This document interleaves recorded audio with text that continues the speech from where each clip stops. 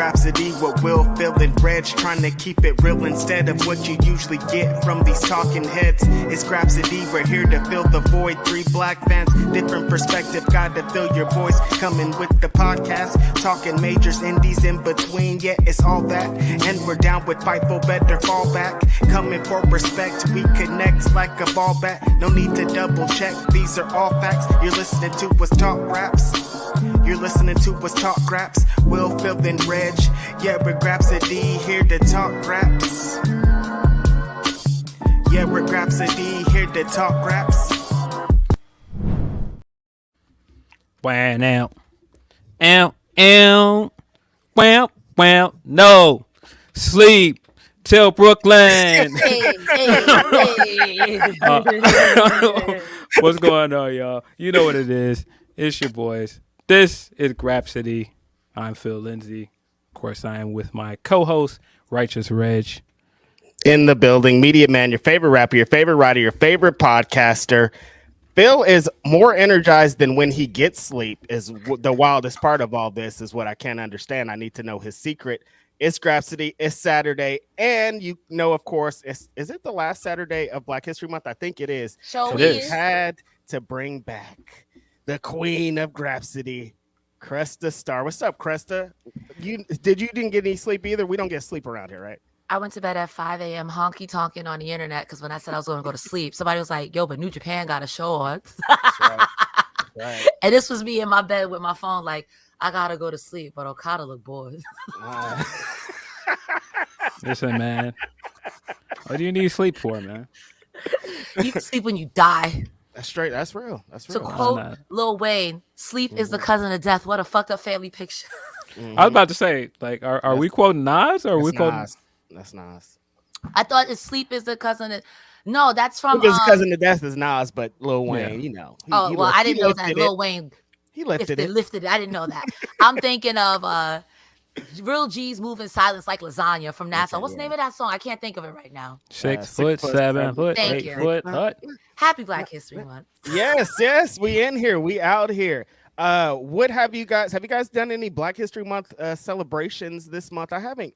Oakland has been, you know, as they say, Oakland has been Oakland. So things haven't been as live and vibrant, but there is a Black History Month parade tomorrow called the Black Joy Parade. Oh, nice. And I'm super hyped about that. Have you guys gotten into any activities this month? No, I am not. I'm going to be real with you. I've just been extra black. I've been giving black people facts. If anyone asks me anything, I'm like, did you know that black people will live forever? I've been lying. And I'm like, get out of my way. I'm black. It's my month. That's how I celebrate. Get out. I'm black. It's my month. I mean, you're truthful with saying black people live forever because, like, I mean, in spirit and theory, like James Brown is never gonna go away. Like, his samples are gonna be around to the end of time. You know what I mean? Michael like, Jackson too. Michael Jackson's imprints are all over the music industry. Whitney Houston, come on now. I'm saying, y'all saw them flicks for the new Michael Jackson pick with his nephew or whatever. I'm like, yo, this I didn't know there was about to be another crazy. Michael. All right, Them jeans are strong, bro. I seen the song he dropped on DSPs, and I listened to it. I was like, no, this sounds like Michael. It's creepy. And I gotta look it up now. I laughed twice as hard because this is Jermaine's son, and I was like, wait. The talent skipped from over Mike to Jermaine's son. That's wild. Because of course, if you know your Jackson 5 lore, Jermaine was the original lead singer until one prepubescent Michael Jackson took his spot, and ever since then, there's been unspoken tension between them. What seems like jealousy, but at Mike, and so the idea that it's Jermaine's son that now looks like him and sings like him is very funny to me. You think Jermaine be opening his son's door and looking in there mad, like he looks just like this? I can't believe he look and sound like this, man. I can't believe this. I feel like if Michael Jackson taught them anything, I may hate you, I may want to beat you, but this check is still gonna clear. You better go in that booth and sing this song, Anime. You better sing that song. You're right. He riding them coattails to the top. That's all he care about. He like, my son in this movie. We about to get this money. I got a wild haircut, I'm sure. I got a wild. Isn't his son's name Your Majesty or something like that? No, the kid that's playing him it's not Your Majesty. It's like, but he does have a kid named Your Majesty. Though. He does. That's a hell of a name. He's got some wild stuff going on. He's got like that goop on his head, whatever that is. I'm saying, like, what is that? He looks like he's got like the Venom symbiote on his head. Like, is he forming into Venom? Like, this is crazy. Yeah, it looks crazy. But yeah, quite a week. We coming out of All-Star Weekend. Probably one of the worst All-Star games I've ever seen. I don't watch sports. All I know is I got Collision off for 2 weekends, so shout outs to the NBA. Yeah, so I mean, All-Star Weekend was cool. We got another reminder that the dunk contest just isn't what it was. Shout out to Mac McClung. He has some dope dunks. I thought the dunk where he did this with it and then caught it and then dunked it. I thought that was fire. Should have been a 50 judges. Totally. But yeah, well deserved. But dunk contest just ain't what it is. Listen, Jalen, I appreciate the attempt, but listen, getting out there and jumping over Kai Cenat in the chair, wasn't it, my bro? You trying to pretend that you covered your eyes on that one dunk way after the dunk, bro? You did not cover your eyes during that dunk. In a chair, you had him sit down, like he's already tiny, and like you got him sitting down. This is crazy. I did see that clip where no one wanted to pass to Kai Cenat, and the whole time he's sitting there like. It's wild. But yeah, the 3-point contest was good. Shout out to Dame Dollar, this year's All-Star Game MVP, also won the 3-point contest. But also big shout outs to Steph Curry at the fire back and forth with Sabrina from the WNBA. I thought that was probably the best thing about the entire event. Totally. Them going. That was the most exciting thing, it felt like, with that ugly ass belt.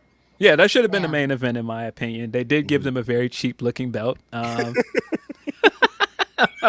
expecting Fed belts. I mean, you know, it's the NBA. They got paper out there. That's true, but the only other belt that I've seen that looked okay was the Cheez-It belt, and I'm sure Cheez-It spent bread on that. Yo.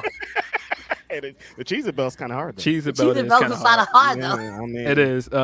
But yeah, man, shout out to Steph. I think that just shows his impact on basketball. The fact that you have someone from the WNBA that is trying to follow his footsteps, broke his record, and then came over and tried to beat him one-on-one. I see my man sweating at first when she went up there and started shooting and knocked out them quick 26 points.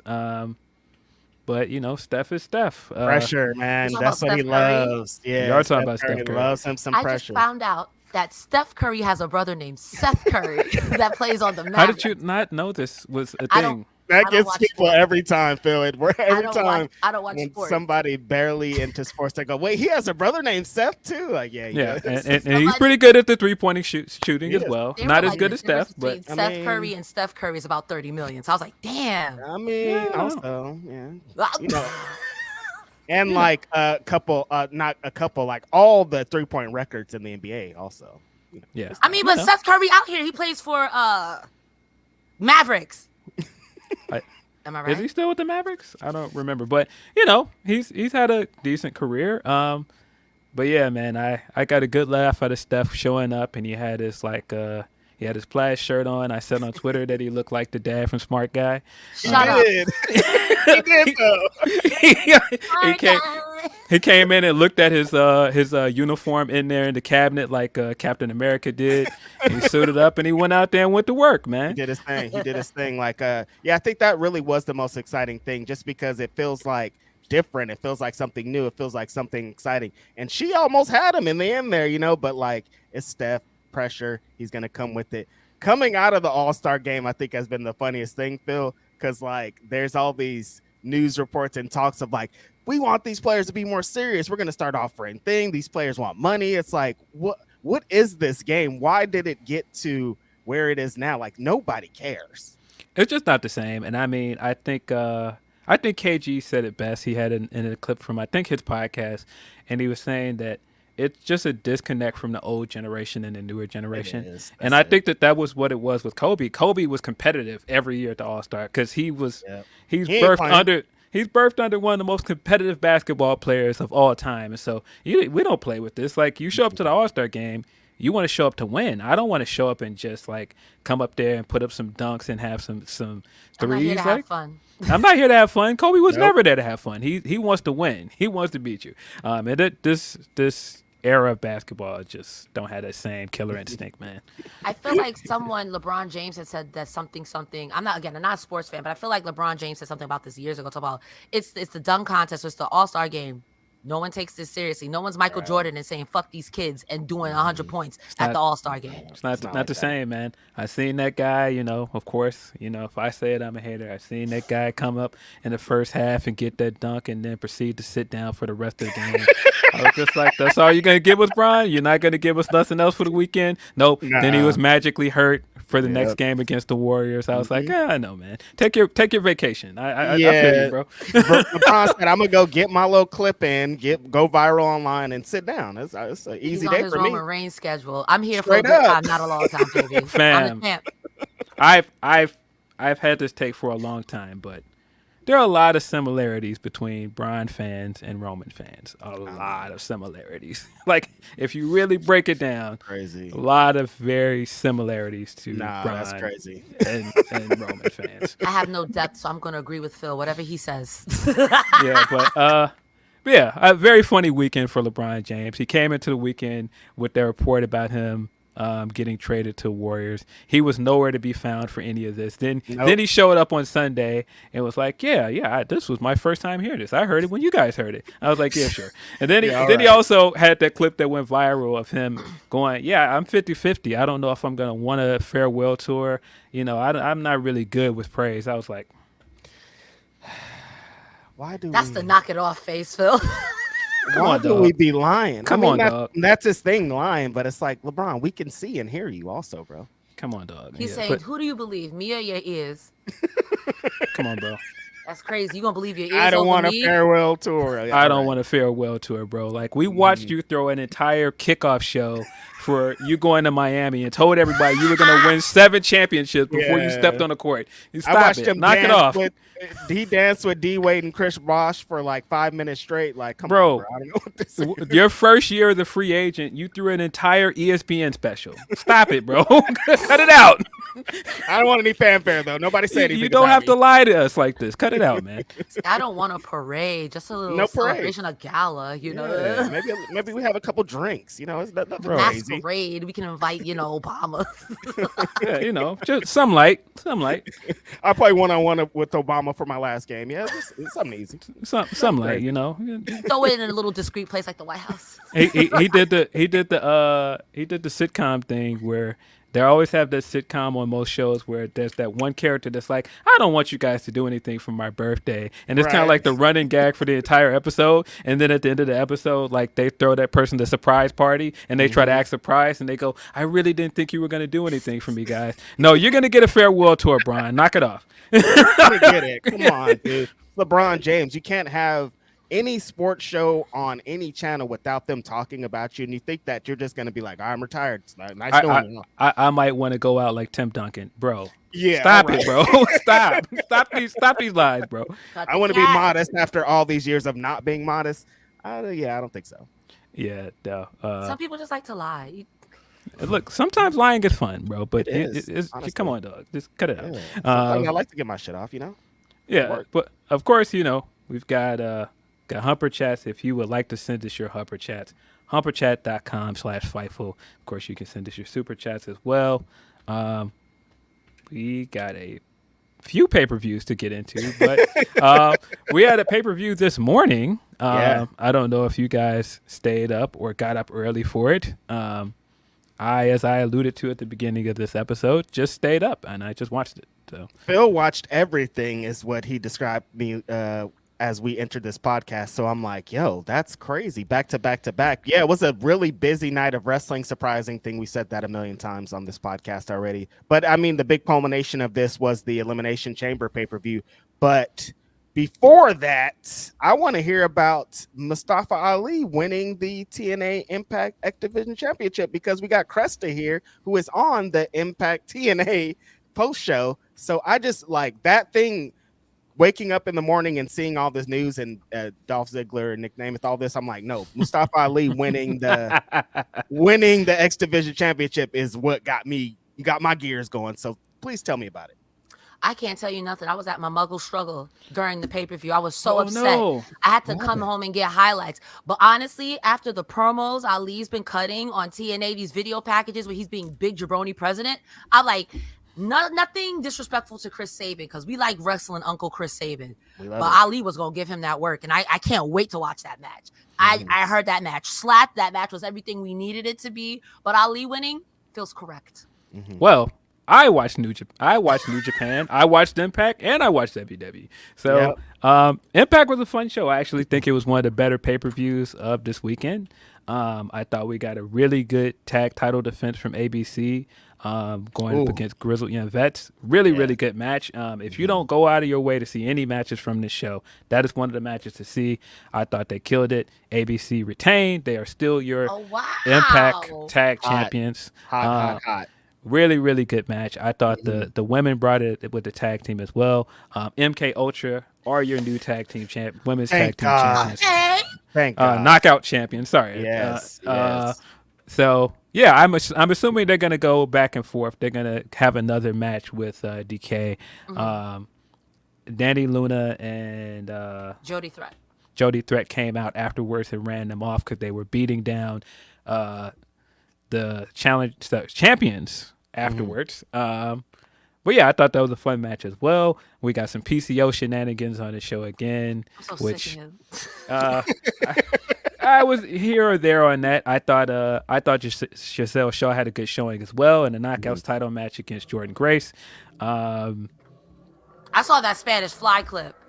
Yeah. Come on, Giselle Shaw. You're not just me and broads in the face. Come on, Giselle Shaw. I mean, but not for nothing. Trying to beat Jordan Grace is a tall order. And I think the only person who's ever consistently pinned Jordan Grace was Deonna Purrazzo. And she's not here no more. So good luck.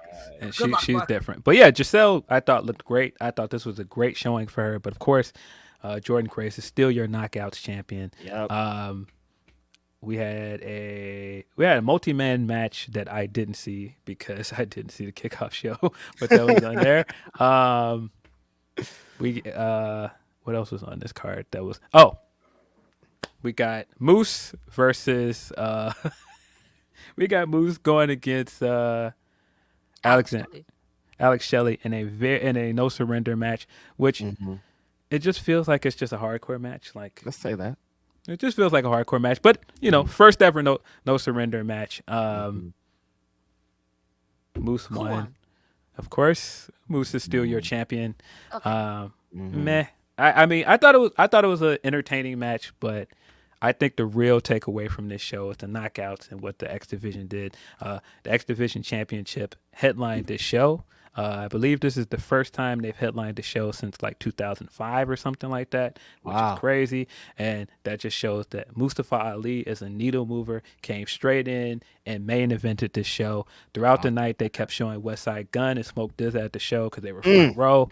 That was fire. And they gave West Side a lot of attention. They rolled out the red carpet for him. They showed him at the beginning of the show. They kept cutting back to him. Commentary kept talking about him. They cut back to him and didn't have his name under there. And when I saw this, I was like, oh, this is what he was talking about when he was like, nah, AEW don't be doing me like this, because they certainly do not. That's right. WWE doesn't either. Like, they'll show him like a lot of times front row, but it's just like, oh, there's that rapper again. That's always front row. And there's that rapper again.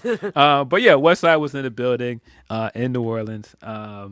So dope, man. I love that they Impact did that, because you're right. Like, Westside's in every main show, every pay-per-view, everything. He's always front row, and sometimes they acknowledge him, but like, you got to be acknowledging this guy more. He's giving you guys millions of dollars at this point. He leaving award shows. He's abandoning record sessions to go and watch wrestling, and you guys need to give it up for that.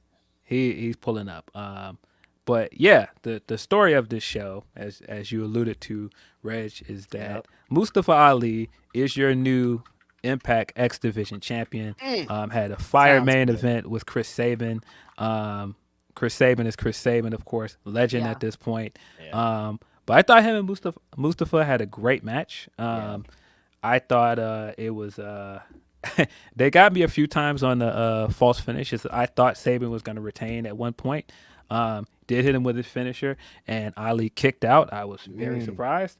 We had a bunch of shenanigans. The Good Hands came out at what point? I think Good Hands is a wild name for henchmen, but they showed up at one point. But yeah, Mustafa Ali is your new X Division champion. Yes. I think this is dope. This is his first major championship, I think, in like, because he never won a big one with WWE, which sounds insane. That's Bro. insane. Yeah, But- it's weird. But yeah, for him, because if you really think about it, he never even won a cruiserweight title. I first found out about Ali when he had this match with Cedric Alexander in 205. It was a long time ago. And then Cedric Alexander went to go fight Buddy Murphy afterwards for the title. So it's like, bro, he was cooking since then. And that had to be like 2018. That had to be 2018. Because when was the last time 205 Live was live? Yeah. My Yeah. man. And he cut a fire promo that was online. According to him, this was his first major championship in 20 years. Wow. Which again, you were at the pinnacle of wrestling for some people. You're on the biggest stage possible, and he never won any title over there, not even a mid-card title. That's just insane to me. Yeah. So shout out to him. I think that he's raised his profile a lot since he's left WWE. He's getting booked a lot at indie shows. He's he's got a ton of buzz. So for him to come straight out the gate, headline an Impact show, and win the title, huge for him. Really happy for him, man. Really glad that he is showing people not just that he can be a draw, but this guy is talented. This guy is a great wrestler, has a great promos, has great personality. I've been saying for the longest, this guy can be a world champion for a company. I'm just waiting for it to happen. But man, shout out to Mustafa Ali. Now, you guys, I know it's getting everybody's saying it's getting very crowded over in AEW with these new signings and people's coming in, but Ali, you guys, right? You know what I mean? Like, how is he has to be AEW bound at some point, right? I will say maybe, because like, especially with what's going on in Impact TNA currently with the change of the guard and a lot of wrestlers being backstage unhappy about that. Ooh. I will say that might be, and realistically speaking, I love you, TNA. So what I'm about to say, don't be mad. Your pockets ain't built like that. And eventually you're going to make him a star and he's going to want more money. You're going to be like, you want a cheeseburger? You know what I mean? Like, no shade. No shade. No shade. Like, tell me when I'm telling lies. Okay? Yeah. No shade. I think TNA is a fantastic product, but they're great. I would hate for Ali to go to AEW and get lost in the shuffle like many a great wrestler do.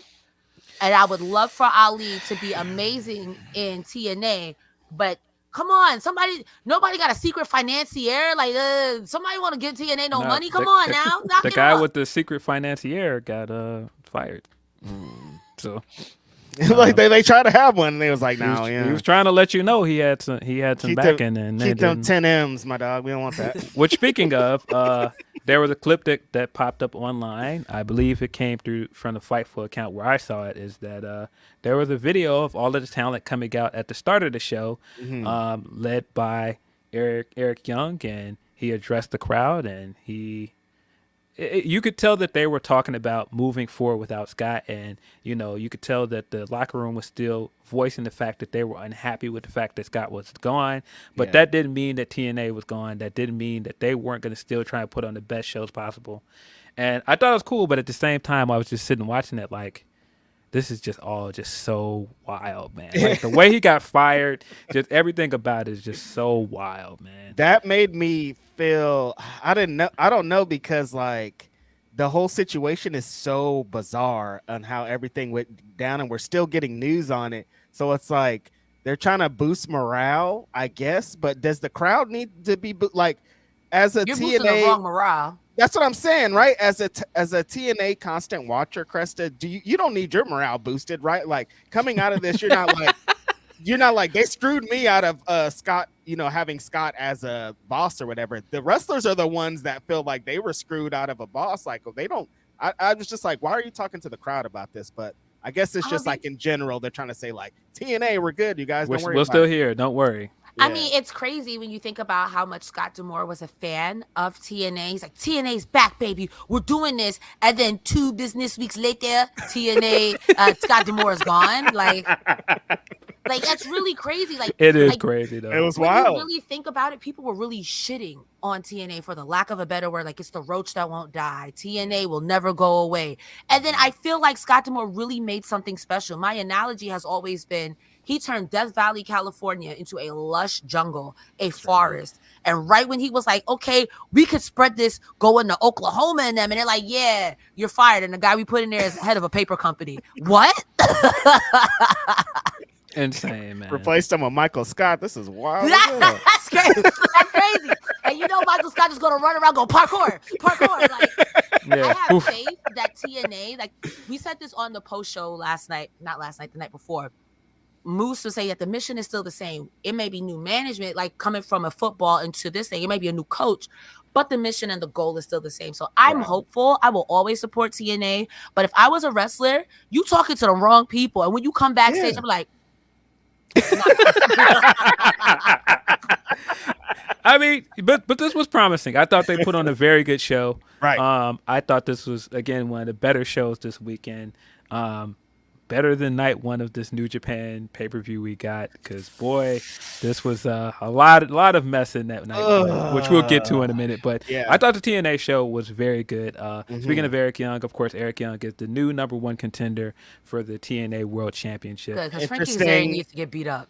Interesting that he did that promo and then interesting that he led the way and then he ended up being the #1 contender. Just interesting things. That's it. Yeah, he's always been kind of a guy. He's been a TNA guy. He's for a long locker room time. leader. He came back from WWE and he set an example that he wanted to be here. He set a certain precedent, so it makes sense for him to be the guy that spoke on behalf of the locker room.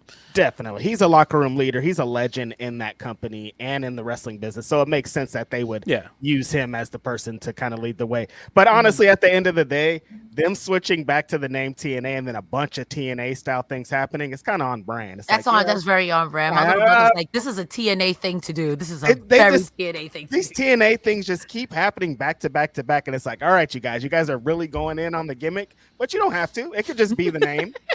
That's it. Yeah. Like, we can just have the spirit. We don't have to have all the shenanigans. How long before the 6-sided ring comes back? I'm saying. Yeah, I don't, man. Shout out to AJ Francis, because he said something on Twitter yesterday that I thought was hilarious. He goes, I'm a legend because I got the TNA crowd to say AJ sucks. That makes me a legend. Nobody, you would never think you're gonna hear an AJ sucks chant at TNA. And I was like, he got out of the point, man. The points were made. But yeah, shout out to AJ Francis. He was also briefly here in a backstage segment where he is continuing to try to seduce young Rich Swann to the dark side. I think he was on the pre-show. That's where his match was. Yes, and so there's more of him trying to coax Rich Swann to his side. Very curious to see where that goes. Yeah, I have nothing nice to say here. I want the best for AJ Francis. Shout out to you for taking the hate and turning it. But like, getting people to chant AJ sucks in TNA is kind of a wild statement. It is wild. It is. I like it. It is wild, but hey, man, he's doing some great stuff with Joe Hendry. Shout out to Joe. He's working hard, man. In general, like with TNA and just like in general of the wrestling thing, like he's trying to be everywhere. He's doing matches, doing promos. Like he's really putting his foot down. He's trying to take Matt Cardona's spot as like the most active independent. No, don't say that too loud. Matt Cardona gonna pull up to your house. You better chill. Matt Cardona's gonna just show up randomly on our stream. Like, wait, how did you get here, bro? You don't even have the link. He gonna cut a promo on you and then leave. But shout out to TNA though. Like, I think that's it's like this is how it always happens too. Is like some turmoil and all this craziness happens, but as soon as the bell rings, it's still TNA, and they're gonna come in just like you said, Phil. The knockouts in the X division held it down like they always every have. time. So it's like no matter what happens, it could be a fire, it could be banks getting robbed. They're still gonna come through with great wrestling. So that's their catalyst in the way that they'll always win, as long as these rumors and emojis aren't true and everybody wants to leave. Yeah, that would be really sad.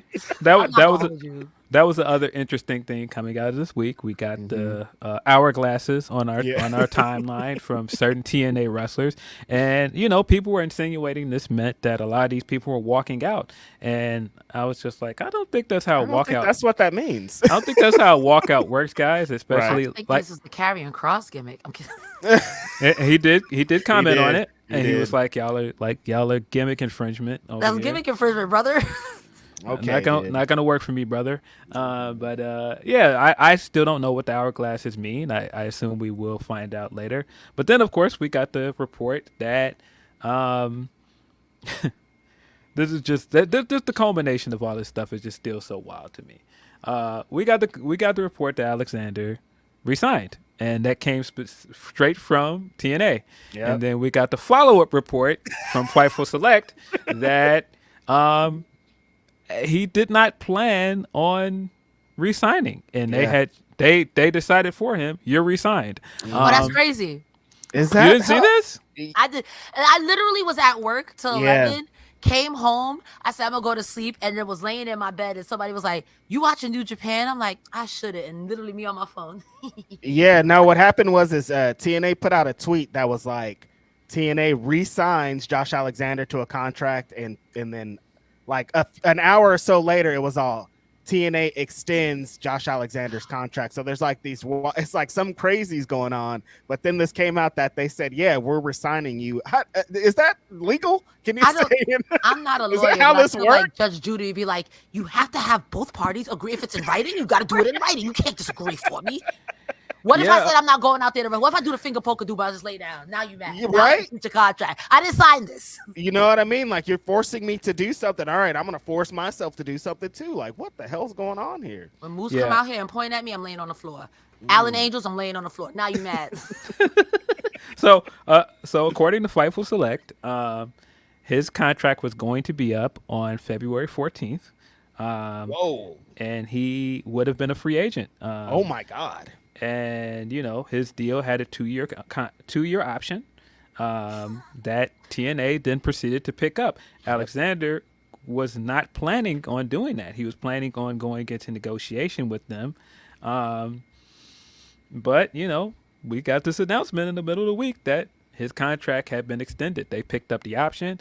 The report from Fightful Select also let us know that Josh also plans to be a professional, and he is going to fulfill his contractual obligations. Yeah. But this all just sounds crazy. Like, imagine being Josh Alexander standing behind Eric Young doing this morale boosting promo. to the Bro, crowd. Yo, you wonder why what your morale Preston is said low.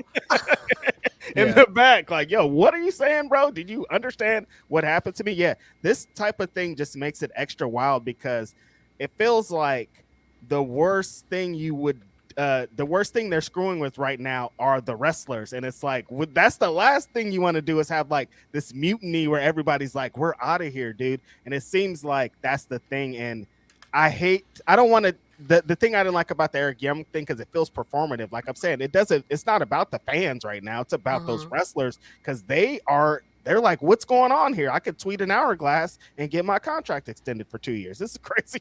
That's a little bit of madness. I mean, you think about the run that Josh Alexander had in like 2021, 2022, when he was literally champion until he got injured. Yep. I would want to keep him happy. That is your standard bearer. That is the person who, for all intents, that's your Roman Reigns. That's your Samoa Joe. That's your MJF. This is the guy who's at the top of the card and with good card. He literally just beat Will Ospreay. What are we doing? What are we doing? And if he was thinking about not resigning or resigning, he's definitely not now. Especially that's a very TNA thing. It is. They can't help themselves.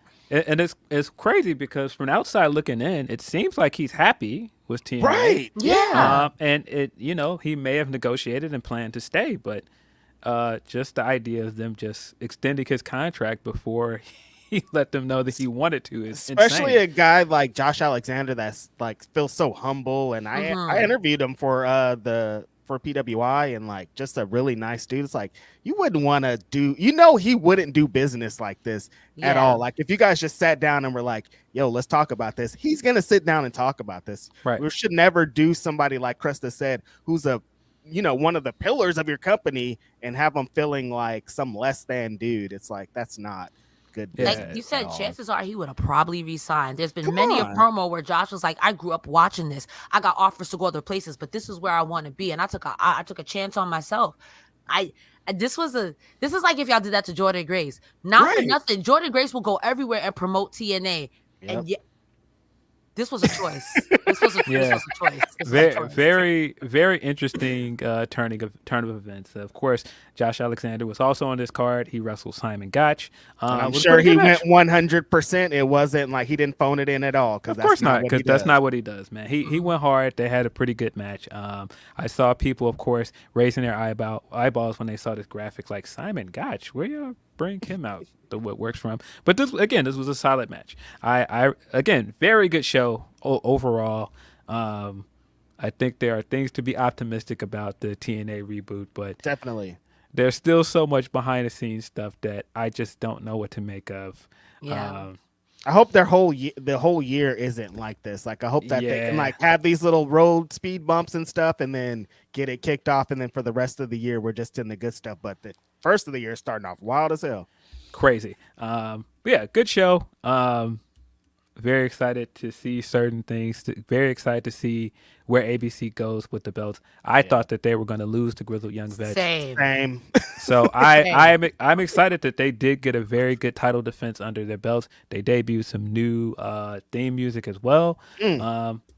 So yeah, maybe the sky's the limit for those guys. I don't think that it is, but always excited to see my guy Chris Bay win.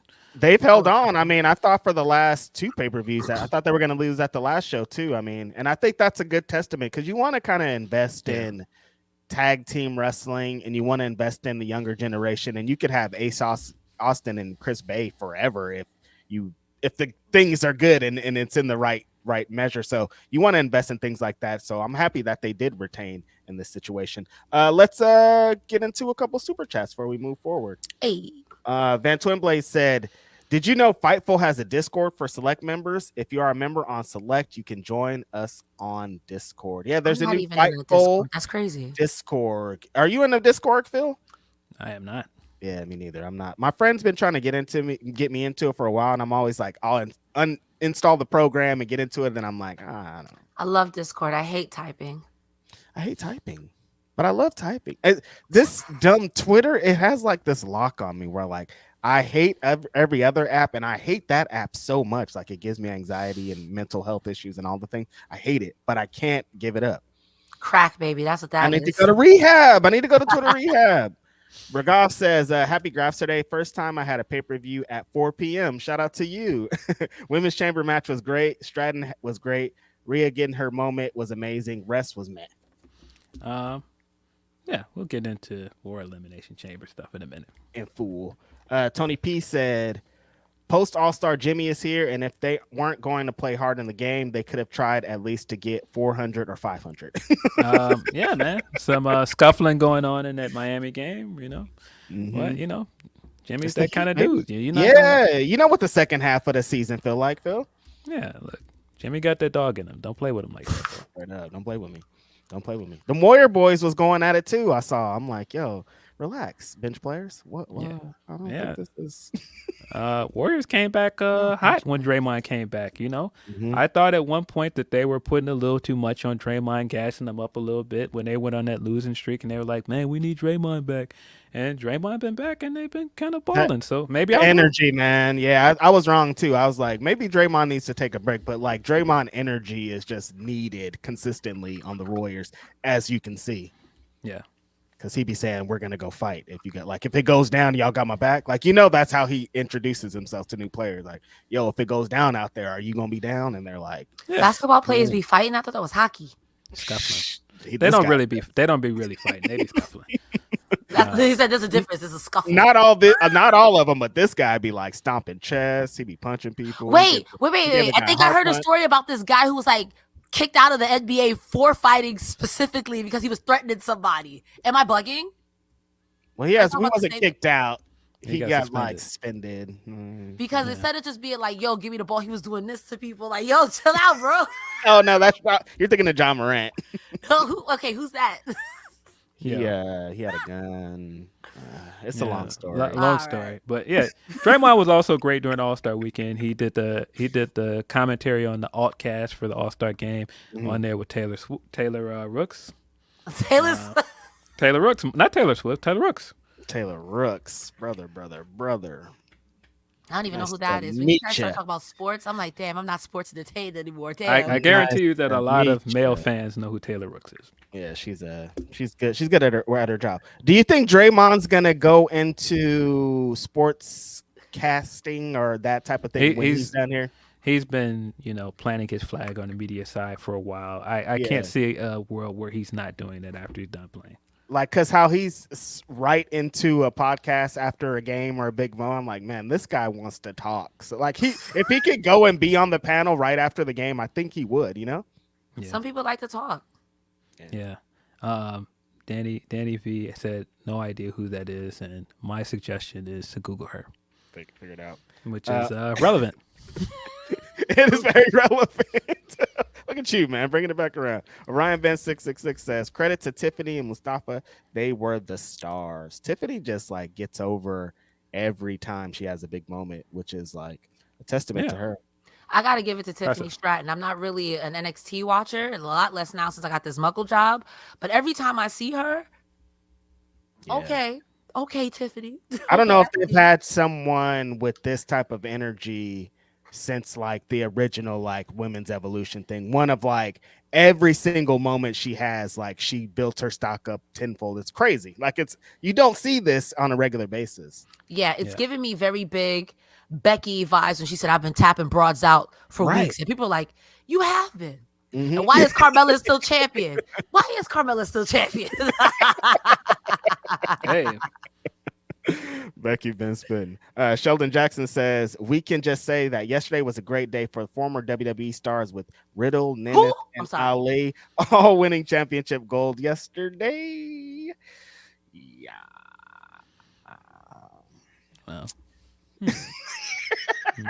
Well, we'll get into it. Bergov says, WWE Gareth with the famous daddy killed me, Reg. I didn't say it. I just relayed the message. That's all I'm saying. You want to get into it, Phil? Or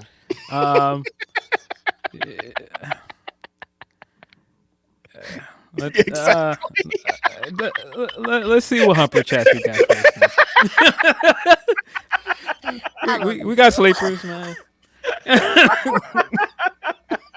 Oh, interesting week for the Googles. Just Google, guys. Google is your friend. I know y'all use that for everything else. Hard. We went to the University of Google, but like if you just talk out loud, your phone will do it for you. If you just say true. it out loud, and then you'll get ads for it. So Yeah. Yeah, we do have Humper Chats. It seems like a bunch of our Humper Chats are Elimination Chamber related, so probably should just get into Elimination Chamber.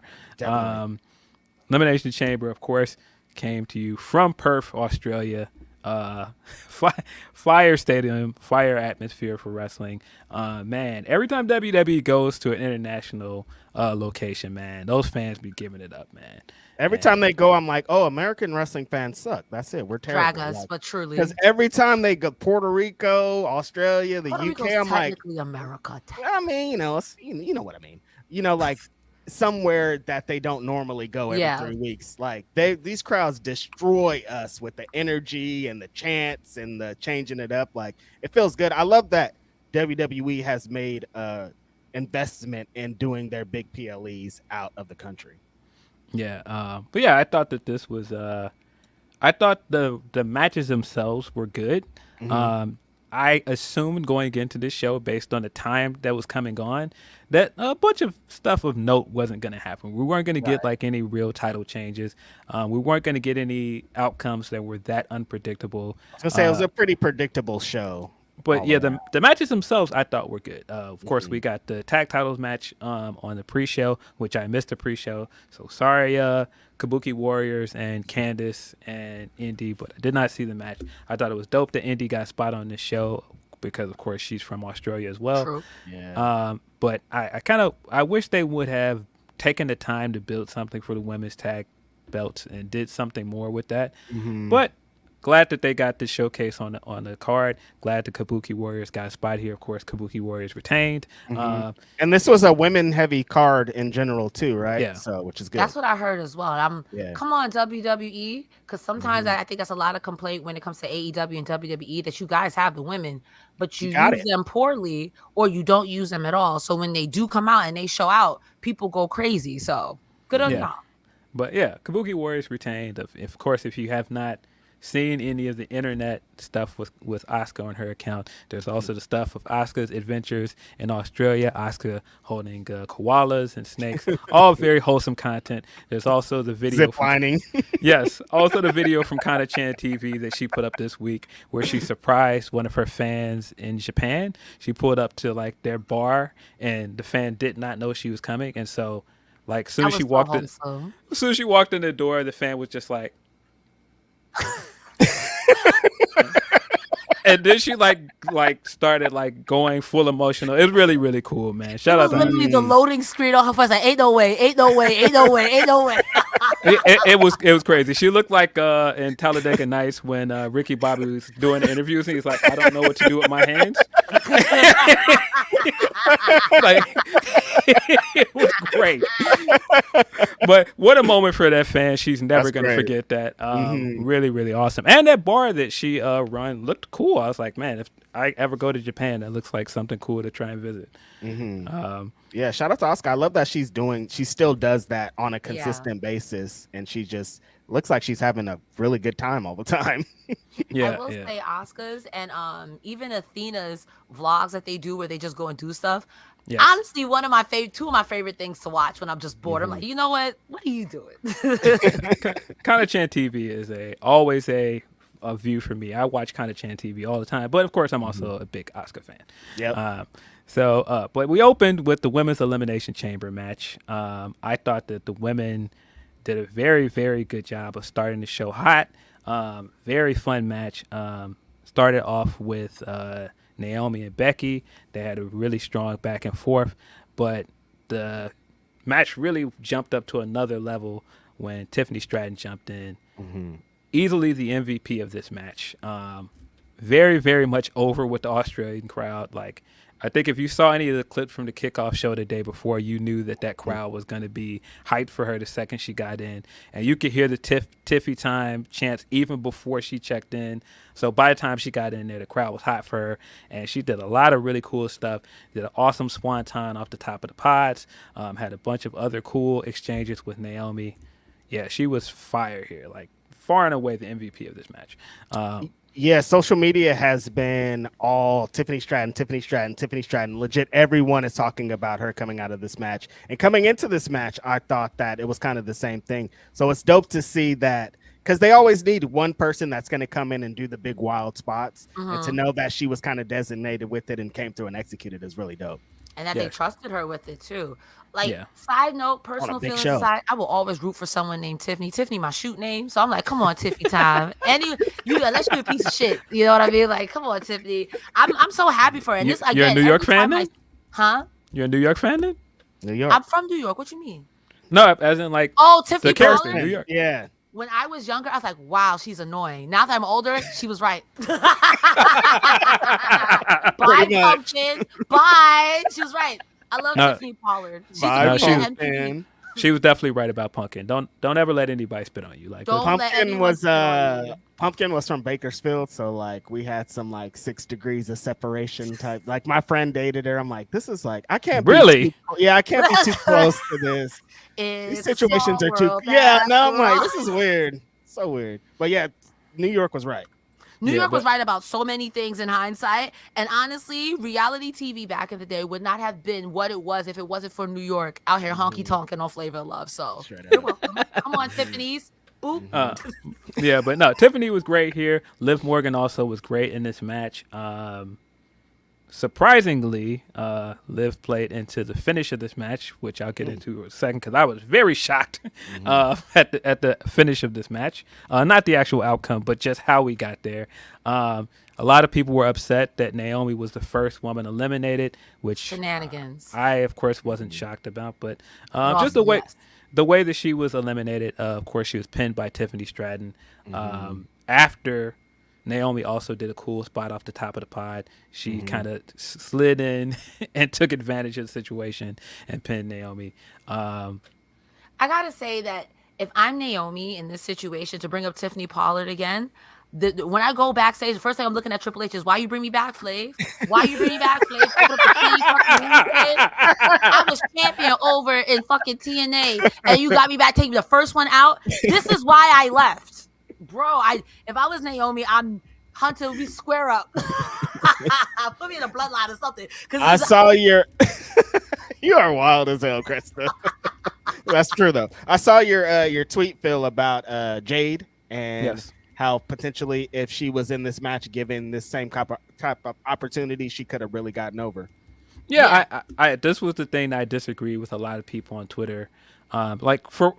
First of all, we don't know that she was supposed to be in this match. Right. I was just saying, for my personal taste, I would have liked to seen her in a match because she had a good showing in the Royal Rumble, and I thought this would have been a good follow-up to have her in an Elimination Chamber match. Right. And I saw a lot of people that had the notion that, well, she'd have to lose. And the Tiffany Stratton stuff in this match shows that long as you go out there and you capitalize on your spot in the match and you win the crowd over, it wouldn't have mattered if she lost. Like you're raising your profile, you're getting more fans, you're getting more buzz. And so like Tiffany lost here, but she really didn't lose. Like this does not hurt her in any way. If anything, she won.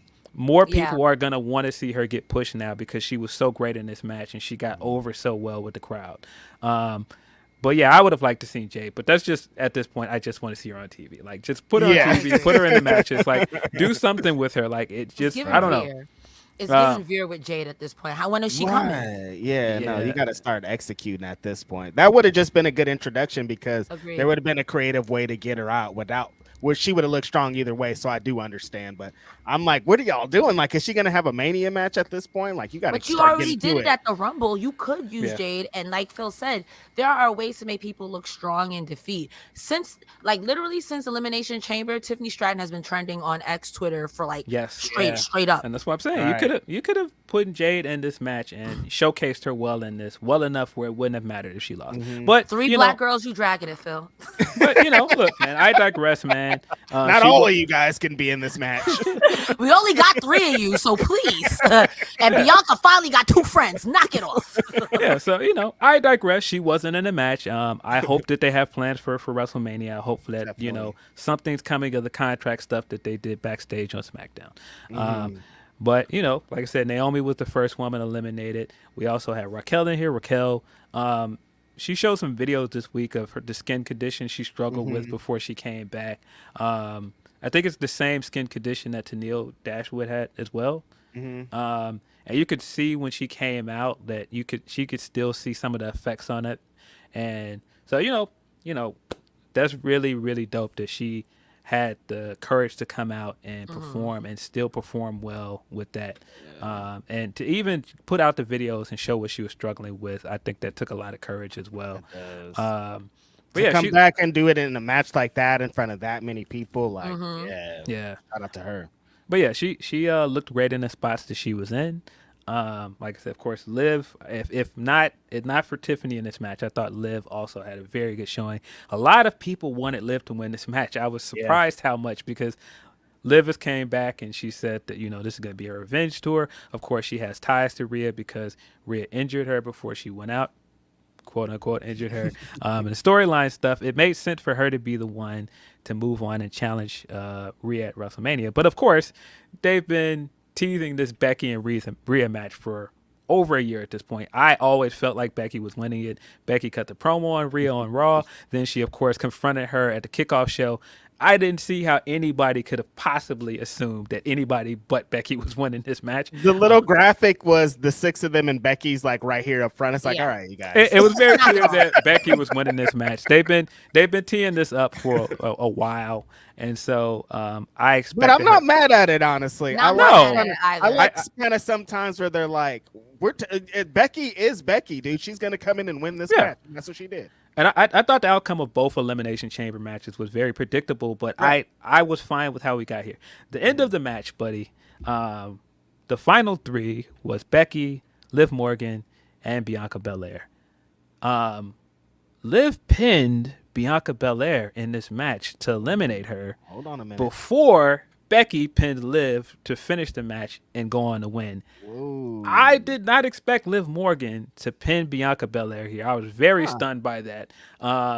But she's saying this, though, that everybody wanted Liv to win. She is just one of those women's wrestlers in WWE that's consistently over. People love her. She's and so like, scrappy. I don't know if They she'll love her. ever get out of that of like, people just love her so much. She's in a great position. So this isn't surprising. Maybe they're going to have a WrestleMania match. I'm not mad at it. I'm gonna be real with you. I mean, that's cool to be loved, but at some point it does have to turn into championships. I'm trying to think of some Mustafa Ali, a good example. Someone who everyone was like, yeah. And right when we thought he was going to win it, Beast in the Bank. I wasn't that high on Liv Morgan until I was on Gabby Tuff's Instagram and I saw her training with Liv. I'm like, why ain't you doing that in the ring? But I was like, oh, it's WWE. Never mind, it's WWE. Yeah, WWE. but I thought Bianca had a very, very good showing here as well. She pulled off a really, really good DDT onto outside at a counter. Looked fire. She had a bunch of other good spots here. Her and Tiffany had some really good exchanges. I wouldn't be surprised if the WrestleMania match is Tiffany versus Bianca. Just based I would on love some. to see that. Yeah, based off the stuff in this match, based off some of the stuff in SmackDown. But yeah, Liv Morgan pinned Bianca Belair. And so Liv did not win the match, but I thought that made her look like a big deal. I would have never guessed going into this match that she would pin somebody as big of a star as Bianca. I think that's big for her. I hope that they play off of that moving forward and it's not something that just goes away like, oh, well, she pinned Bianca in that match in a roll-up. They need to definitely make that bragging right for her moving forward. That's a big deal. It is. That's a good accolade to have, and that's why I'm like, maybe that could be the WrestleMania match, but it could just be something to get Liv Morgan pushed forward some more. It sounds like that this match set up a lot of stuff for the future, and that kind of opens up what happens at WrestleMania because with Charlotte being out and the kind of the situations that are going on over there, we got Becky and we got the women's title matches established already, right? Becky and Rhea, and then Io and Bayley. So it depends on how many other matches they kind of add to this. Cause like, where's Bianca going to fit in? Is Jade going to have a position? Is Naomi going to be in here? Are they going to have the women's tag team title match in there? So it's like, what's going to happen beyond the title matches? I just wonder if Naomi came back around this time thinking, or she was promised, hey, we're going to do something with you at WrestleMania. And it's kind of given, again, like, at first I was memeing, but I'm kind of dead ass. I'm like, why'd you bring me back, Flav? Like, I was literally the champion over in TNA. And, you know, am I missing something here? You know what I mean? Like, I'm not trying to dunk on WWE because I love wrestling. I think wrestling as a whole is great. But if I'm Naomi or even low-key Jade for that matter, I jump ship because you guys promised me everything. And positions, it's a tight thing. I mean, they got 2 nights. They could fill it. They could have like some big multi-women style Andre the Giant Battle Royal or some shit. Honestly, that'd be pretty disappointing to see. Naomi come back and be back in a multi-women match like it. But I will say this: I don't like that she was the first woman eliminated. I thought that she should have stayed in the match longer. But I do think that they've showcased her very well since she's come back. They made her a big fixture in both the Royal Rumble and this match, having her come out first, having her wrestle Becky straight off the back and have this exchange with her and show people like, no, all y'all people that still don't think this woman can work, she can work. Right. So there are some things I like about it, but there's also like, come on, man, like y'all couldn't book her a little bit stronger than that. I don't know, but it is what it is. We'll see where this goes. I do think that they set up some stuff with Tiffany as well. I could see her having a mini feud with Tiffany going forward. They really set up quite a few things for Tiffany. So I don't know what she's gonna do at Mania, if anything, but they got a few options they can go with. Of course, like I said, Becky Lynch is the winner. Becky Lynch is the number 1 contender for the women's world championship. Which all of us pretty much predicted, but I thought this match was very good. I thought it was probably one of the better matches on the card. Do you think that they get the night 1 main event? I don't. Let's don't go think into so? Rock and Roman versus Cody and Seth. What are you talking about?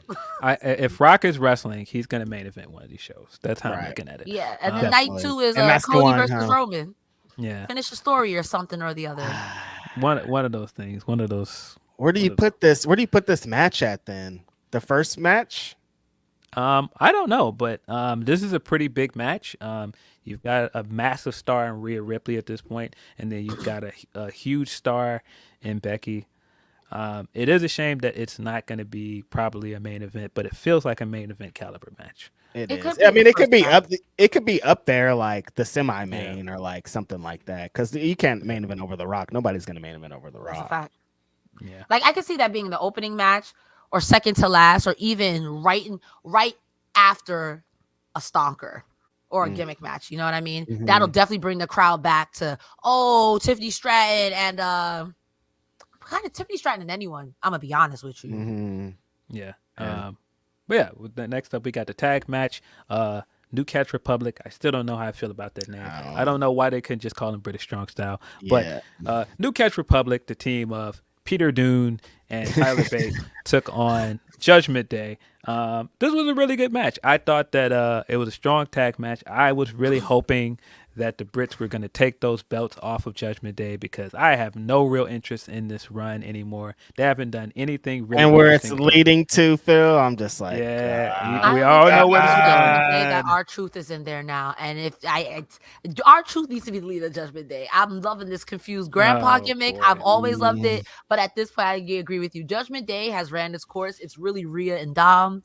I want y'all to be great in y'all tag team, but Finneford, go back to Get whatever you doing. Finn. I'm not here for Yeah, it. but yeah, this was a strong match. I thought if it was a really good way to showcase Dunn and Bate. They looked great here. They had a bunch of tag maneuvers that I really did. They did this tandem burning hammer together, which they call the Birmingham hammer, which I think is really, really clever. They did the double Tyler driver, which I bid on. I thought that was the end of the match. Really good false finish there. But of course, Finn ended up winning here with the coup de grace, one of the most protected finishers in the biz. That looks disgusting. You're not jumping on my chest like that. You're not kicking out of the coup de grace. At this point, once he gets that off, that's pretty much the end of the match. Finn also got a really gnarly thumb injury. I don't know what he did, but when he came up, you could see it looked like all like dislocated, and you could see he was like yelling at pain. Like even like they were trying to come to lift his hand so he can lift his belts up, and he was still favoring his hand. Like a bunch of the screenshots that people have taken for their articles that are like Judgment Day retained, you could see him grimacing really, really bad because however he landed or however he did it, he definitely fucked his thumb up. It looked gross. Man. Yeah, not really surprised that this was one of those predictable kind of matches because what they're leading to with our truth in them is happening at WrestleMania. I'm surprised. But New Catch Republic is a terrible name. It sounds like a store in the mall. It does. Like, what is New Catch Republic? What is that? It does. It sounds like one of those stores like Forever 21 or like Banana Republic. Yeah, like what is this? This is for New the Catch smart young Republic. British bloke. New Catch Republic. Oh god. Polo at New Catch Republic and meet me at the pub. But yeah, really good tag match. I enjoyed it a lot. They got a decent amount of time. There wasn't a lot of matches on this card, so they did get a good amount of time. But not a very like. I think this was also a pretty predictable finish. Yeah, it's kind of like a Raw match almost, right? The whole pay-per-view kind of feels like a big Raw with the Elimination Chambers, and it's like, yeah, I don't know if. Like them fans shouldn't be punished because it's going to come on at 2 a.m. and 4 a.m. in America. Like you still should give them like they shouldn't be punished because you're not gonna give up news at that time of hour. Like they could have maybe got a little bit more, but it sounded like it was still pretty hot though. Yeah. Then we got a very long break where there was no wrestling because we got so in between the tag match and the men's elimination chamber, we got a lot of like commercials and ads and stuff, backstage stuff. Then of course they had to set up the Waller effect, and of course they did Cody's entire entrance, did Seth's entire entrance, and so it felt like there was a long stretch of this show at one point where there was no wrestling. It was very odd, but you go to the bathroom and not miss yeah. it. Yeah, yeah, I guess. but the Waller effect was basically more set up for this tag match. It seems like they're very much hamming home the point that Seth and Cody will be a team in some way. And Dwayne wasn't there. No, you. He's filming Scorpion King 7. Stop it. You really thought Rock was coming here to be on a pay-per-view at 4 a.m? Yeah, I saw like the mayor of Australia or something wrote a letter, try to send him money. I don't like y'all are really dragging this, man. It's anybody crazy. that really thought that Rock and Roman could have happened on this card, boy, that take has aged very horribly. But then I had to think about it really like this Australia, I'm gonna have to own this country for me to go down there. Right. You know what I mean? Like Yeah, so we got the Waller effect, and it was basically a nothing burger. It was just like more story element for the tag match. Waller getting to get the hometown pop and ham it up in front of his crowd. Austin Theory also came out with him, and Austin Theory was essentially there to take off the heat from Waller. He was there to kind of take the beat down that Waller would usually take in the Waller effect segments, but you weren't going to beat him down in his hometown. And so maybe you should. Vince would have. Totally. Yeah, Is Waller hurt? Why wasn't he in the match? The Elimination Chamber. I don't know. I don't think he's hurt though. We didn't have no Australians in that thing. But no, Waller was not in the match. But Waller effect, we had the Seth came out in the Prince 3 Lynn shades, which some people did not think they were Prince Lynn shades. I'm not going to say who they attributed it to, but I was just like, guys, watch something else other than wrestling, guys. It's okay. Oh my god! You can't say that, Phil. Wrestling is my life. They don't know nothing else. Yeah, but Seth also gave us a scoop. Apparently, he's a scoopster guy. He was like, "I got a secret for you guys. I'm going to be cleared to wrestle in just a few days, so I will be ready to wrestle whoever wins the Elimination Chamber match." As Sean Ross Sapp has pointed out, this guy has not missed a single episode. He has been doing all the promotional stuff. He was at the kickoff show. He's done all of the press for that. Did the press for this. I saw him doing all of the interviews. You know who was not here to do any press?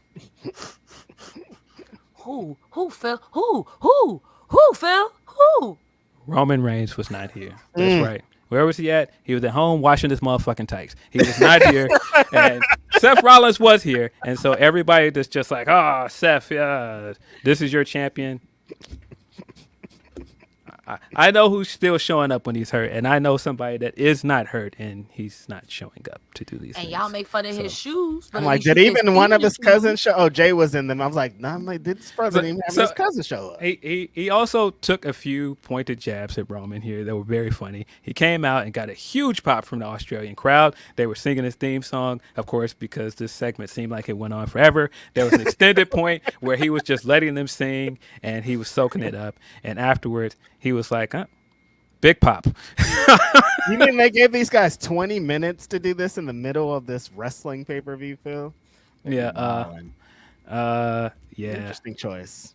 Very, very. I mean, maybe that's why did you just put Grayson Waller in a match? I'm so confused. He has to be hurt. I'm like, it sounds like he was over as fuck. Why didn't you put him in a match? Yeah, I thought it would have been cool to see Grayson Waller. I mean, I have to figure maybe if Seth wasn't hurt, maybe they would have done like a tune-up tag match with him and Cody versus Waller in Theory. But I don't know, man. But yeah, Seth revealed that he will be cleared to wrestle soon.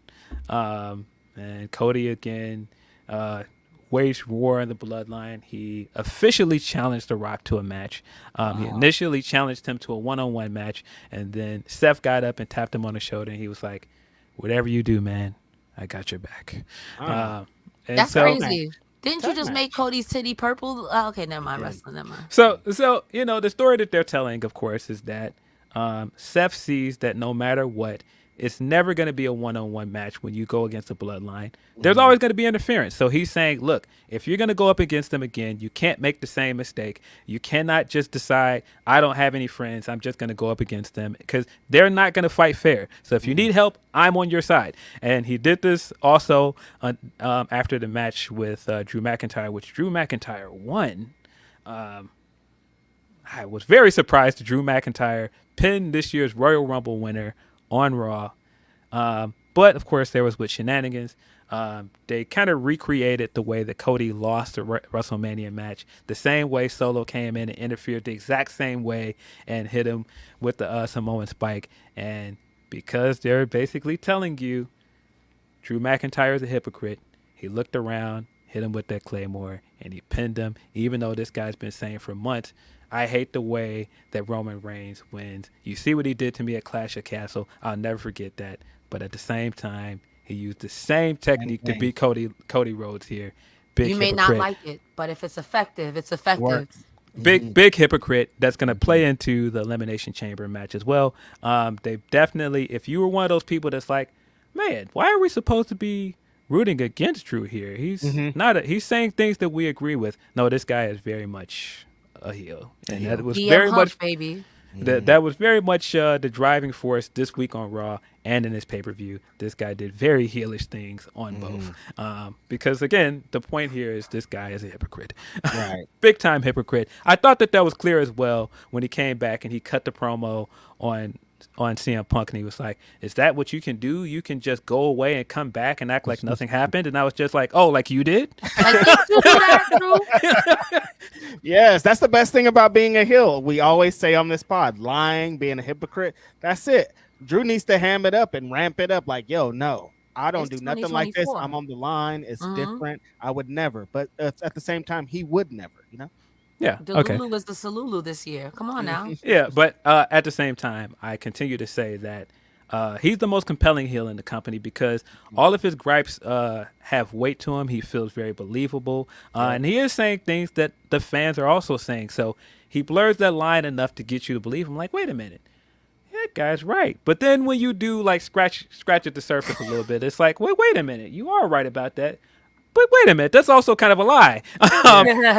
But that's what makes the best villains, when you believe them and when you're on their side for things. And again, that's what makes him so compelling at the moment. Really, really great stuff he's been doing since he turned heel. And, you know, that plays into our next match because the Elimination Chamber match was the next match. And predictably, Drew McIntyre is the 2024 Men's Elimination Chamber winner. I thought this was a very strong match. I don't think it was as good as last year's Men's Elimination Chamber match. I really enjoyed last year. But they set up a lot of stuff in this match, a lot of stuff going forward for WrestleMania. I thought Kevin Owens was one of the stars of this thing, him coming out from the beginning, just like going nuts, like I want to fight everybody. When they closed his pod, he started banging his head against all the pod, and it's like, let me out, I can't wait. Logan Paul comes in, he starts staring at him through the glass, and as soon as he got up close, Kevin Owens started banging his head against the glass. It was great.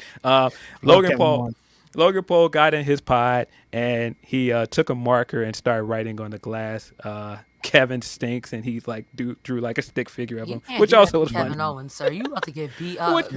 Which plays into what happened with Kevin Owens later, because now it's been on site for him since Royal Rumble with Logan Paul, and we saw that at the kickoff show the day before, but on site for this guy. Yeah, of course we got LA Knight. He looked very good as well in this match. The way LA Knight lost was both very funny and shocking, because LA Knight had to be one of the favorites to win this match. Very hot babyface at this point. When it looked like he was going to get a pin out of nowhere, AJ Styles runs in and starts beating this man down with a chair. That's right. That's right, guys. This guy flew all the way to Australia to beat this man up. Didn't have a match on this card. Didn't have anything else. Generational hate. This guy showed up just to beat him down and cost him this match. And, of course, who pinned him after he did that?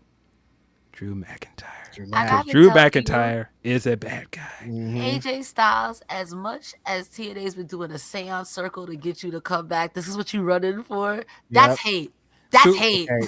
That's like an 18-hour flight. That's hate. Yeah, big hater energy. Flew almost halfway across the world just to beat this man down with a chair. 20-hour flight just to be a hater. Yeah. Yeah, It cost him his moment. But I thought LA Knight looked great here. Every time they put him in these big matches, he very much looks like he belongs there. If you thought he was one of like those aura wrestlers and one of those guys that just cuts good promos, he very much performs well in these big matches, man. I thought he performed well at Royal Rumble. He was good in his match with Roman as well, and he looked good here. I just think that it's only a matter of time. You got to put some gold in this guy. I don't know why you. Yeah, I was just about to ask, what do you do with LA Knight now? Especially like you guys thinking, because y'all are more up to date with the product than I have been. Like LA Knight was just in the title scene, and now you're in multi-man matches, and now you're taking the pin and you're the first out. What are we doing? Nothing against Cody. I think this is great that's happening to Cody, but we were really just like LA Knight, and now we're like, who? But he wasn't the first out. The first out was Bobby Lashley, because Bobby Lashley had a elbow injury. 3 months. That's right. The first eliminations from both matches. Old matches. We're black people. But Bobby Lashley had the elbow injury from SmackDown because he got jumped by Karrion Kross and AOP during the match with AOP and Street Profits. And so essentially just capitalized on using the elbow injury against him, and that's how he got eliminated. I'm drawing a blank on who eliminated him off the top of my head, but I haven't been asleep, guys. You got yes. It could be anybody else except that Paul feller, because I don't have nothing nice to say about that Paul feller. You gotta give me a sec to remember, but Bobby Lashley was the first one eliminated. They played up his injury. They also surprisingly played up Randy Orton's back injury in this. Wasn't expecting that. There were several points. He came straight in and did this big spot with Kevin Owens, and then he started favoring that back, rolling on the ground, selling it, and commentary's like, he's really hurt, man. Remember, he had that back surgery, he had that back problem, and I was just like, if he was really hurt, they wouldn't be treating this like this. Like the ref is just walking around him, he's just like rolling around, holding his back and selling, and they're just like, he's really hurt, guys. And I was like, suspend your belief, bro. He's really hurt. and he was selling it well, but I was like, that kind of doesn't make sense the way you're trying to get us to buy into it. But he was selling it really, really well. But Randy looked right here as well. He got some RKO spots in that were good. He got a really good DDT spot in, which started him favoring the back. But again, Kevin Owens to me was one of my favorite guys in this match. He spent the entire match because, again, it's on site with Logan Paul. So Logan Paul was the last person to enter the ring. And so when his pod started lighting up, you could see him in the camera from his glass like, yeah, I'm ready to get in there. The camera turns, and right at the door, at the glass, Kevin Owens staring at him, waiting for the pod to open. And so Logan Paul starts trying to close the door so he couldn't get in. No. Kevin Owens wouldn't even let him out the pod. As soon as the door opened, he jumped in the pod with him and started beating this man's ass. He tried to get out, closed the pod door behind him, and proceeded to beat this man's ass inside the pod. It was great. Well deserved. It was great. Got out of the pod, continued to beat his ass. Somebody else interfered, and he just went back to beating down on this man. The only thing that stopped him from beating down on this guy is he ended up getting thrown through a pod. That's what stopped him from beating down on Logan Paul. It was truly on site. One of the best moments of this match for me. I laughed very hard at that. Had to kill him. I didn't even see it. I'm laughing at your description. It was absolutely amazing. I cannot do it justice. Listen, when he jumped in that pod and then turned around and closed the door, I was in tears. It's kind of like, Logan, you don't watch the product, because I feel like I definitely see Kevin Owens doing this to somebody else it was the Shane McMahon, best in the world. It's like, it's on site, and I saw you first, and I hate you, and I hate you, and I hate. Kevin Owens needs to be a champion somehow, some way. He's so good. I love Kevin Owens so much, man. It seems closing the pod. It seems like they have some plans for Kevin Owens that kind of fit into the way he was eliminated and everything towards the end of the match. like I said, to get him off Logan Paul, he got thrown through a pod by Bobby Lashley. Then Bobby Lashley proceeded to spear Logan Paul through another pod. As he Looked should. looked really, really cool. Logan Paul was very much hated by the Australian crowd, by the way. As he should. At one point, he got a spot off the top of the pod, and the crowd proceeded to chat, "You still suck," afterwards. Really, really funny. Great stuff. Come on, Australia. Come on, Australia. The crowd was not having any of Logan Paul throughout this match. The best thing about Logan Paul in this match as well, because you had him healing it up and you had Drew healing it up, is that he was getting all of the comeuppance that Drew wasn't getting. So he tried to do the brass knuck spot he's been doing to win matches. And so he gets the brass knucks and he's all excited and he's like fist bumping, putting them on. And you can't see it off camera, but the whole time, like, Randy is sliding up behind him before he can do anything, gets RKO'd out of nowhere. Great stuff. But yeah, he ended up getting eliminated by Randall Keefe because, of course, he hit him with the RKO, and that played into the end of the match because the final two was Randy Orton and Drew McIntyre. Randy looked like he had him on the ropes. He was still favoring that back, but he managed to get close enough to hitting him with the RKO. And before he could do it, Logan Paul hit him with the brass knucks. Ooh. Wasn't he eliminated? He was supposed to be getting taken out of the match, but he came back in, which is a tie back to what he did last year to Seth Rollins. But got back in there and hit him with the brass knucks. Drew McIntyre then rolled over and pinned him. He's your 2024 Men's Elimination Chamber winner. Again, drives home drives home. I thought this was a great finish, by the way, but drives home the fact that this guy is a hypocrite because this is all the stuff that you've been mad at Roman for all of this time, and you're basically becoming what you hated because in order to get your WrestleMania moment that you feel like you deserve, you're now willing to do anything to get there. I thought this was a really, really good finish. Yeah. Go ahead, Reza. I was like, you got to cheat sometimes, and I also don't blame Drew McIntyre, but at this point, where's Teddy Long? Because Logan Paul, you can come back. It's time for you to go one-on-one with The Undertaker. I was like, you want The Undertaker to go one-on-one with his YouTube face? We need Undertaker. Let's talk about it for a second here. Stop it. The Undertaker, dude, is dead. You're doing a podcast now. I can't believe this is wild. But yeah, this is kind of the result I was expecting out of the Elimination Chamber. I think Drew McIntyre, like you said, has been being one of the best heels in the company. And he has been kind of eyeing Seth's belt for a while now in promos and in different scenarios. So I think this is going to be a really good match for him. Really good. I like that he's being set up like this, especially with these rumors and innuendo going around that his contract status and all this, but they're telling us that he's one of the guys, and he continues to tell us that he's one of the guys. So I'm happy with the result here.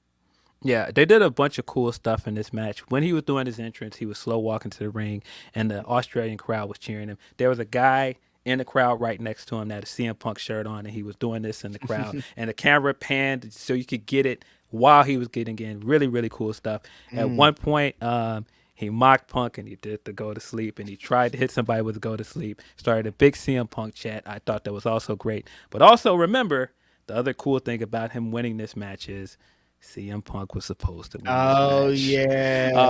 Now and he so can rub this in CM Punk's face. Effectively, you can say that not only did he take his chance away to main event WrestleMania by injuring him in the Royal Rumble match, he now stole his match with Seth away by winning the Elimination Chamber match. Really, really good stuff. Honestly, I can't wait for that heel promo from Drew McIntyre. The DM hunk has me dying because he's been trolling it up on Twitter. It's about, look at my eyes. What do you see? It's like, bro, you really hate this guy.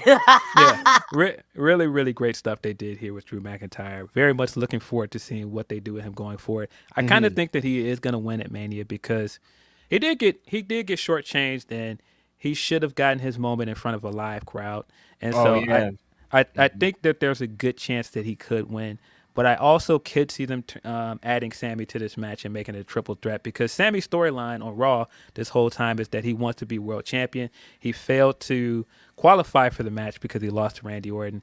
I can see him doing something to earn a triple threat match, and it wouldn't hurt Drew because, of course, Drew cheated to get his spot in the match. True. So I think I can very much see this being a triple threat, and you can see Sami Zayn winning too. I see. I'm conflicted because if it's just a one-on-one match, I think Drew's gonna win. If it's a triple threat, I could very much see Sammy winning the match, and I think Sammy deserves it because he's been telling the story since Elimination Chamber last year when he lost to Roman. That he got the main event WrestleMania, but it wasn't quite the moment that people wanted from him. And of course, he had the quote in the interview where he was saying Triple H called him Rocky. He's the ultimate underdog. But Rocky didn't win the first time around. He had to get back there the second time. And so I think that the story they're telling is either he's going to get back here the second time and get in a world heavyweight title match, or he could be Gunther's opponent, and he could be Gunther. Either For one Sammy? of those stories. Yes.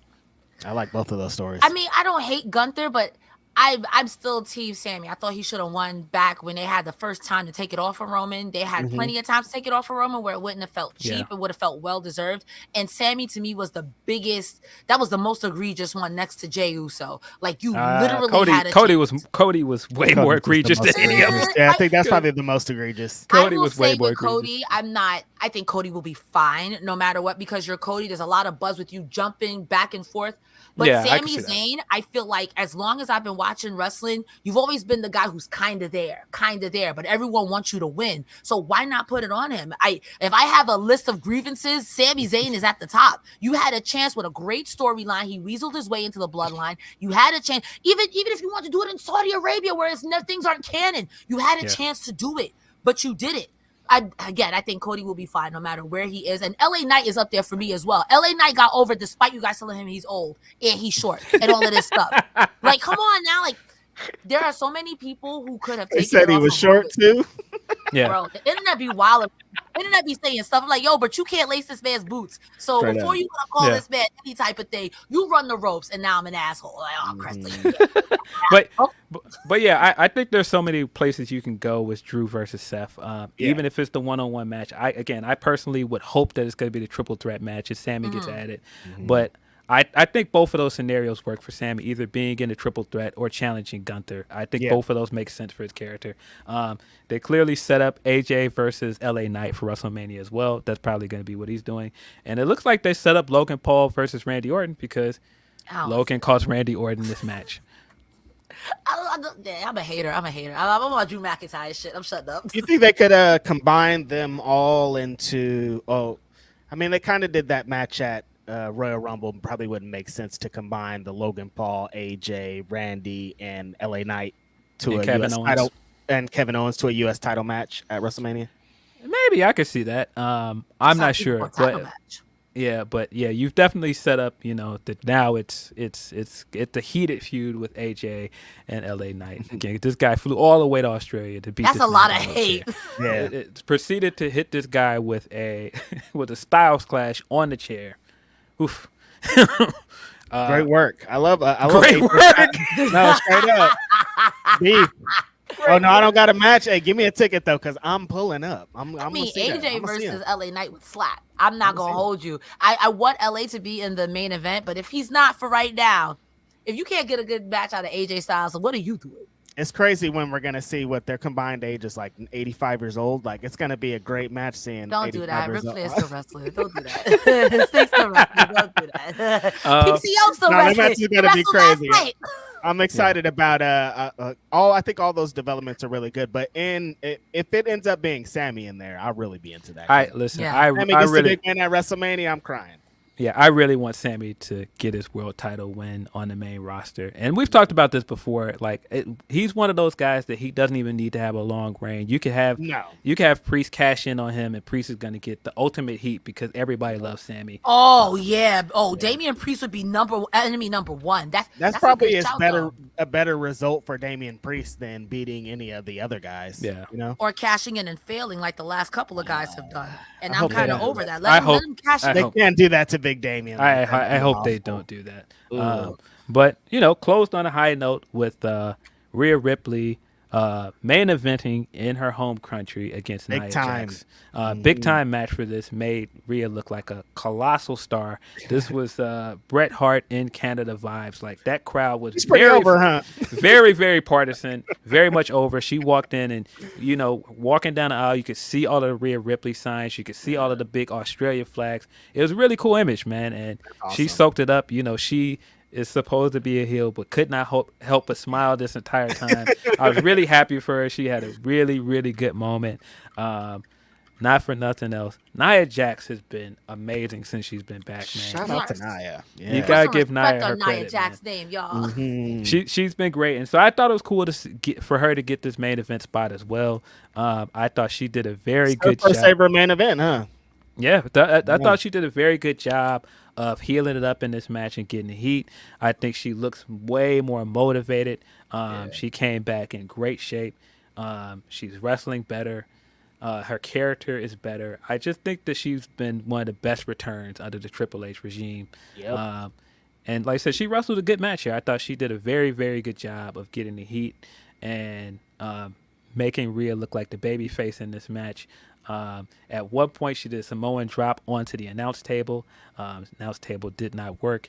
It did not break. And so Nia then climbed up on the barricade and then hit her with an elbow drop. Jesus Christ! Come on, Nia was working last night. She was working. I thought she did a great job, man. But really, this was the Rhea show. Like Rhea this show. This was all to get Rhea her moment in Perth. This is awesome. And I thought it was great. Her family was front row. After the match, they had a really good moment where she went and sat on the barricade with her family. I thought that was really cool as well. She, of course, won. Another predictable finish. I don't think anybody expected Nia Jax to win here. 0%. Yeah, Rhea was not going to lose this close to WrestleMania. But, of course, she won. Got her fireworks at the end. Got to do the sign pointing and all of the other stuff ad nauseum. This was I thought that this was a good pay-per-view in terms of, like I said, in-ring quality. But the show was, story progression. yeah, and there was some story progression here. They set up a lot of things for WrestleMania, but if you're one of those people that didn't want to stay up and watch it live, I don't think you really needed to watch it live. You could catch it later. I think there was stuff here that you're going to enjoy, but Nothing like must see die. Like I had to check it out. nothing was really that unpredictable on this show. I think the best you're going to get out of it is some of the performances. Like I said, Tiffany Stratton, not for nothing. Bobby Lashley also looked great. Of course, he didn't get to really showcase what he could do in the last Elimination Chamber match he was in because he got injured. And so he looked very good here. Very violent, throwing people through pods, spearing people through pods. He looked great. We got to watch the Street Profits against those guys at WrestleMania. Yeah, man. It's wild because I like ALP a lot. I do. It's just I just have no interest in what they're doing. But I like ALP a lot as a team. Me too. So man, but yeah. I'm also going to say that I'm happy that Nia is in this spot because I feel like Nia Jax should have been used the way they used Brock Lesnar and to pull it back to the Undertaker joke, like the Undertaker. That should have been your enforcer of the women's division. Yep. So I'm really happy that, even though Rhea beat her up, as she should, that Nia is doing the big things like this. And I think this is great. I do think this is great, especially for Nia. I do, because Rhea's going to be a star. So I think after the year that Rhea had in 2023, where she was pretty much the leader of her faction and the most over a woman in the whole company, this is great that she got to have this main event moment. She came in as the champion. She got to be over and she got the big win. Like, historically, you don't get this many elements that all happen and they all are executed. So this is really dope to see, because historically she would have came in, she would have lost her belt, and somebody would have pushed her mom down. Like, you know what I mean? Like, wrestling is crazy. But that's true. I mean, look at Zelina Vega in Puerto Rico. The match was great. Girl cried, family in the front seat, lost. Yep. Yeah. Yeah. Look, man, these home crowd welcomes just always hit, man. Yeah. And this was a very much a warm welcome back home for Rhea. I think I think the story is she hasn't wrestled there since she joined WWE. Oh shit. So yeah, this was She very hasn't been cool. there as Rhea Ripley, pretty much. Yeah, this was a very cool moment for her. Very happy for her. Yeah, very happy for Nia Jax as well. I think the women by far stole the show on this pay-per-view as well. Surprised at this point. No one's surprised. Yeah, Yeah. not surprised, but this was a fun show if you just wanted to just watch some wrestling really early in the morning. If mean, you wanted to end your wrestling show and then go to breakfast immediately afterwards, this is the show for you. Yeah, yeah. After also watching like maybe 8 hours of wrestling before. I mean, what? Yesterday was Friday, so you had SmackDown, you had TNA, you had Rampage, you had New Japan. Come on now. There's a lot. There's a lot. But yeah, Are you doing a cleanse tonight? Or are you going to not watch any wrestling? Or are you going to watch some more wrestling? I probably am gonna watch because Ashe is tonight, and Ashe is tonight. I want to support the guy Darius Lockhart, so I probably will watch that. And like Definitely Bryan watch the Danielson's Collision. Y'all know where I'll wrestling, be. yeah, Bryan Danielson's wrestling Jun Akiyama. So Yeah. hard to sit this one out. Lot to watch. Jump Who into needs some. sleep? Phil is like, fuck sleep. Yeah, no need sleep. Jump into some of our Humper chats. We got one from Brady Thompson. He says the atmosphere in Perth was wild. Cody and Seth was insanely over. Tiffy time ran wild in the chamber. Tag titles match was incredible. Dom and Logan Paul are heat magnets. Randy is still extremely popular. Well worth the flight across the country. From Black Phoenix Brandy says, so based off Elimination Chamber, we're getting Knight versus Styles, Drew versus Seth, Becky versus Rhea, Orton versus Paul. Not the direction I expected, but okay. Also, rather the Bianca versus Jade match, I think I'd rather see Bianca and Jade versus the Kabuki Warriors this year. Okay. I think I got a little PTSD of teaming the black women up to challenge for the tag titles at WrestleMania. I see what's going on here. Yep, I'm here. I'm there But too. we'll see. I personally think they should just pull the trigger on Jade versus Bianca at WrestleMania. Let's go one-on-one. I agree. Bianca's been leaning heel. I mean, I can understand why you wouldn't want to put these two against each other, but Jade's got to do something. Jade could at least beat up Nia. There was a free thing there with Royal Rumble. Something. Do something. From Tony P. After we all found out what that address was revealed to be Wednesday night, Drew has until Monday to keep his number one spot in the Hater of the Year ranking. Christian is not letting that crown go that easy. Christian's a sick individual, man. Big sicko. And he said, and Uncle AJ for getting on a long ass flight from GA to Sydney, then taking a long ass Greyhound bus to Perth just to make sure Knight doesn't win shit. You have earned your first Petty a Week award. Marvelous pettiness. No, nobody could have possibly beat out AJ for Petty of the Week this week. It's this week. Literally a 40-hour flight. Like back sitting and forth. on a bus thinking about ruining this guy's match. That's some hate. How mad you gotta be, bro? The whole time on this flight, when I see you, Ricky, Just- when I see you, man. I can't wait till I see him. AJ on that flight just like angrily playing video games on his Steam Deck. Like, I can't wait till I see this dude. AJ got a Steam Can't wait Deck. to put the flops on this You dude. know this man got Switch playing Super Smash Bros. Switch. That's hilarious. Let's see. More from TJ. I'm sorry, TJP. More from Tony TJP? P. More from Tony P. Why it? I think you meant is. Well, I'll try and read this. The WWE are now more focused on international PLEs for secondary shows. To the Americans, it seems like a Super Raw that's 3 hours, 6-inch matches, but for them, it's an event you may not see again for years. Nick Khan is a genius. Yeah, I think that's the other cool thing about this. While we're saying this is like, well, this feels like, a Raw or like a house show. But, that crowd doesn't get to see WWE wrestling.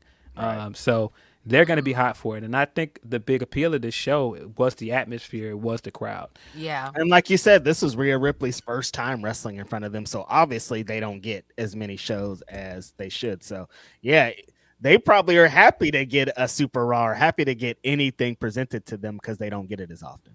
at a normal time for them as well. At a normal time, right? They gotta watch wrestling like we be watching wrestling, like we watched wrestling last night at 2 a.m. every time they do it.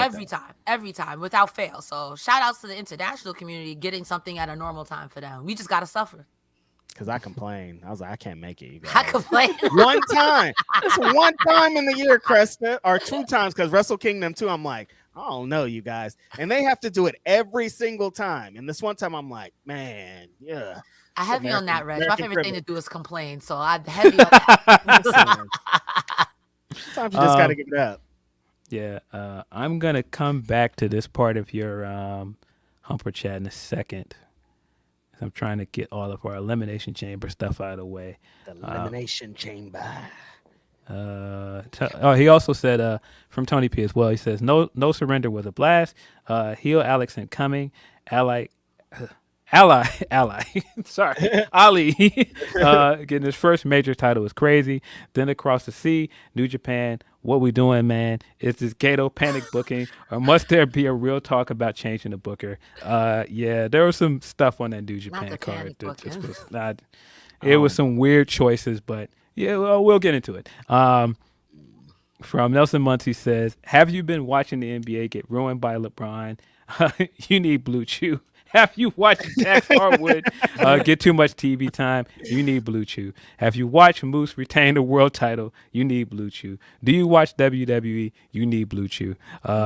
If you were looking for your Blue Chew ad read, Nelson Muntz gave that to us for that's crazy. Chat. Okay, but how does that help me? I'm just gonna get a stiff neck if I take Blue Chew. How does that help me? I don't know. I don't think it works like that. Also, Cresta. I don't think that works. Just can't turn my head like. Sorry, it was on the floor. The joke was on the floor. I had to pick it up. The joke was on the floor. Do we have any more super chats related to Elimination Chamber before we move on? Yeah. I'll get to the ones that are concerning the Elimination Chamber. Will Chisholm says, I'm more sure we're getting Tiffany versus Bianca at Mania. Bianca needs a blonde to beat. It's not Charlotte, but it's Earth to Charlotte. Yeah, after today, I could definitely see that match happening. Right, because I thought, like Will said, that potentially it would have been Bianca and Charlotte at the show. So, you're not beating Charlotte. Stop. No, nobody's beating Charlotte. Dan V900 says they really had Naomi and Lashley get eliminated first during Black History Month. They did. Congrats, Triple H. You did it. The Chambers matches were fine. We ride at dawn. Our friend Deontay Soigné says Becky versus Mommy, love it. NJPW decided to be weird. I have been up since 2 a.m. But who cares about that time? Because it's Tiffy effing time. Tiffy time is ethereal. Tiffy Savage in effect. Hi, my boys. Hello, Cresta. Love to all. Thank you, Deontay, for staying up late like Phil. Y'all are wild. Will Chisholm says this year WrestleMania women's matches could be lit. Bianca versus Tiffany, Jade versus Nia, Becky versus Rhea, Bayley versus Io, and women's tag showcase. Yeah. Hopefully the women's tag match is showcased on WrestleMania. You have 2 nights, man. Give the women's tag match some kind of weight. Do an actual storyline for those belts, please. What women's tag teams are there? You got the witches. You got the witches. You got the witches. The witches are pretty good. You got the witches. The witches, the Rave Girls, and the Rave Girls, the champions. Mm-hmm. You know what I mean? You got a few. You got the Rave Home Girls. I hate this place. This is the worst show I've ever been. You got a few. Indy and Candace. Yeah, we could get to like 6. Maybe. So we just gonna put everyone like, hey, you been Naomi? Hey, I'm glad you're back. How do you feel about being in the tag team? No, all right. I'm sorry. You gotta test the waters at least. J Esquire 13 says Rhea Ripley, eyes respectfully. Yeah, I mean, yeah. All right. Yeah. Will Chisholm says it's a monkey paw. We want R-Truth to have a Mania moment, but it's with the Miz. Yeah, that's kind of where I'm landing. It's like I want R-Truth to have it bad, but it's gonna be like in the Awesome Truth. With the Miz, I'm a professional Miz hater. Miz Naruto, I just be hating on him. I just be hating Miz Naruto. I just be hating on Naruto too. Like I'm a professional hater when it comes to those two. Listen, I respect the Miz. I can't do what he does, but I never want to see this man on my team. I can't. I don't want to see him at all. 0%. Will Chisholm also says, I did love how Cody took shots at The Rock's promo style with the candy ass and all the pie. Yeah, I thought Cody had some really funny one-liners here. But yeah, he's definitely not hearing it anymore. He wants his Rock match and his Roman match. He wants his cake and eat it too. He want to beat up the Samoans. It's crazy. Happy Black History Month. Cody doing it big for us black people. Do that. I mean, we're gonna move on. Dan V900 says Sammy should get in the match by signing his name on the contract like HBK did in 2004. Drew should win though. Sammy should win the Money in the Bank in Toronto, and Drew should defend against KO. Sammy should cash in on Drew. Dan B, it is the 20th year anniversary, my brother, so that could work. I mean, I'm saying. Well, not a bad idea. That would be pretty funny to have Sammy moderate the contract signing. Right? Not a bad idea. Will Chisholm says Nia's second run is great. It's what people thought Ronda's second run would go, or how they thought Ronda's second run would go. Where are my glasses at? Wow. Stop him when he's lying, because geez Louise. Tell me when he's telling lies. Yo, no, shout out to Nia though, for reals though. Like what I originally wanted her to be when I first saw her at NXT, she became that, and I'm really excited about that. Yeah. And then Delayed Grat says WWE saw that All In money and said, "Hold my beer." Yeah. They sure did. I think that's all the ones concerning the Elimination Chamber. Appreciate y'all for submitting super chats. Thank you, guys. Yeah, appreciate you guys as always. We got a few more humper chats. I'm going to get into the rest of those and get into some more topics. But before we do that, I'm going to hit you with a word from our sponsors. BetOnline.ag is the official betting partner of Fightful. 100% of the time when you get the odds from Fightful, they are coming from BetOnline.ag. And it's not just wrestling, it's not just MMA and boxing.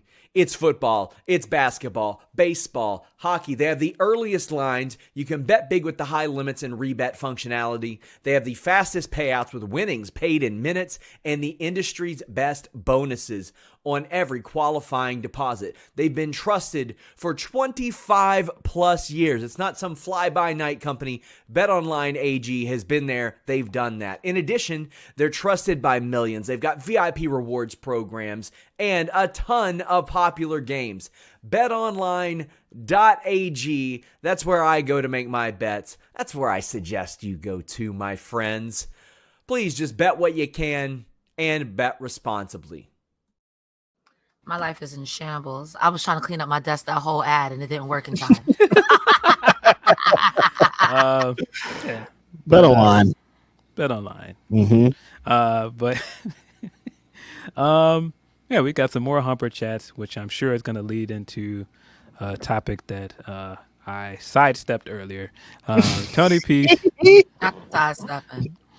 Tony P says, now for some bullshit. I get what O'Shea said on some things. Some AEW fans are the dirt worst and need to be kicked out of the IWC. Also, you can't be a fan of wrestling and not know shit about wrestling. He and other fans need an introduction to something different. Crusted space. I don't know about wrestling. How am I getting attacked? I'm just here. Like, what the hell? Yeah, that's crazy. I came on this show for a good time, and here I am getting a super chat recipe about me. No, shit about wrestling, Crusty. You do that there all the time, and I think maybe you should go outside. Wow.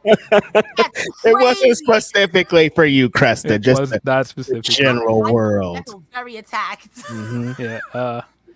He also says, oh, sorry. I think I cut off. Oh, sorry. While others can immerse into something and do blind, my thing is that you have to understand when something you enjoy operates or is done a different way from your expectations and still possibly be successful at it. Also, stop comparing it to a company with a 60-year legacy in a currently changing environment. It's okay to want them to do better. But the understanding of doing better may not be what you envision for them. However, it's hard when you have bad faith take actors being the loudest in the room and sucking up all the attention. I think that's the end of his Humper chat. There's Yo. one more part.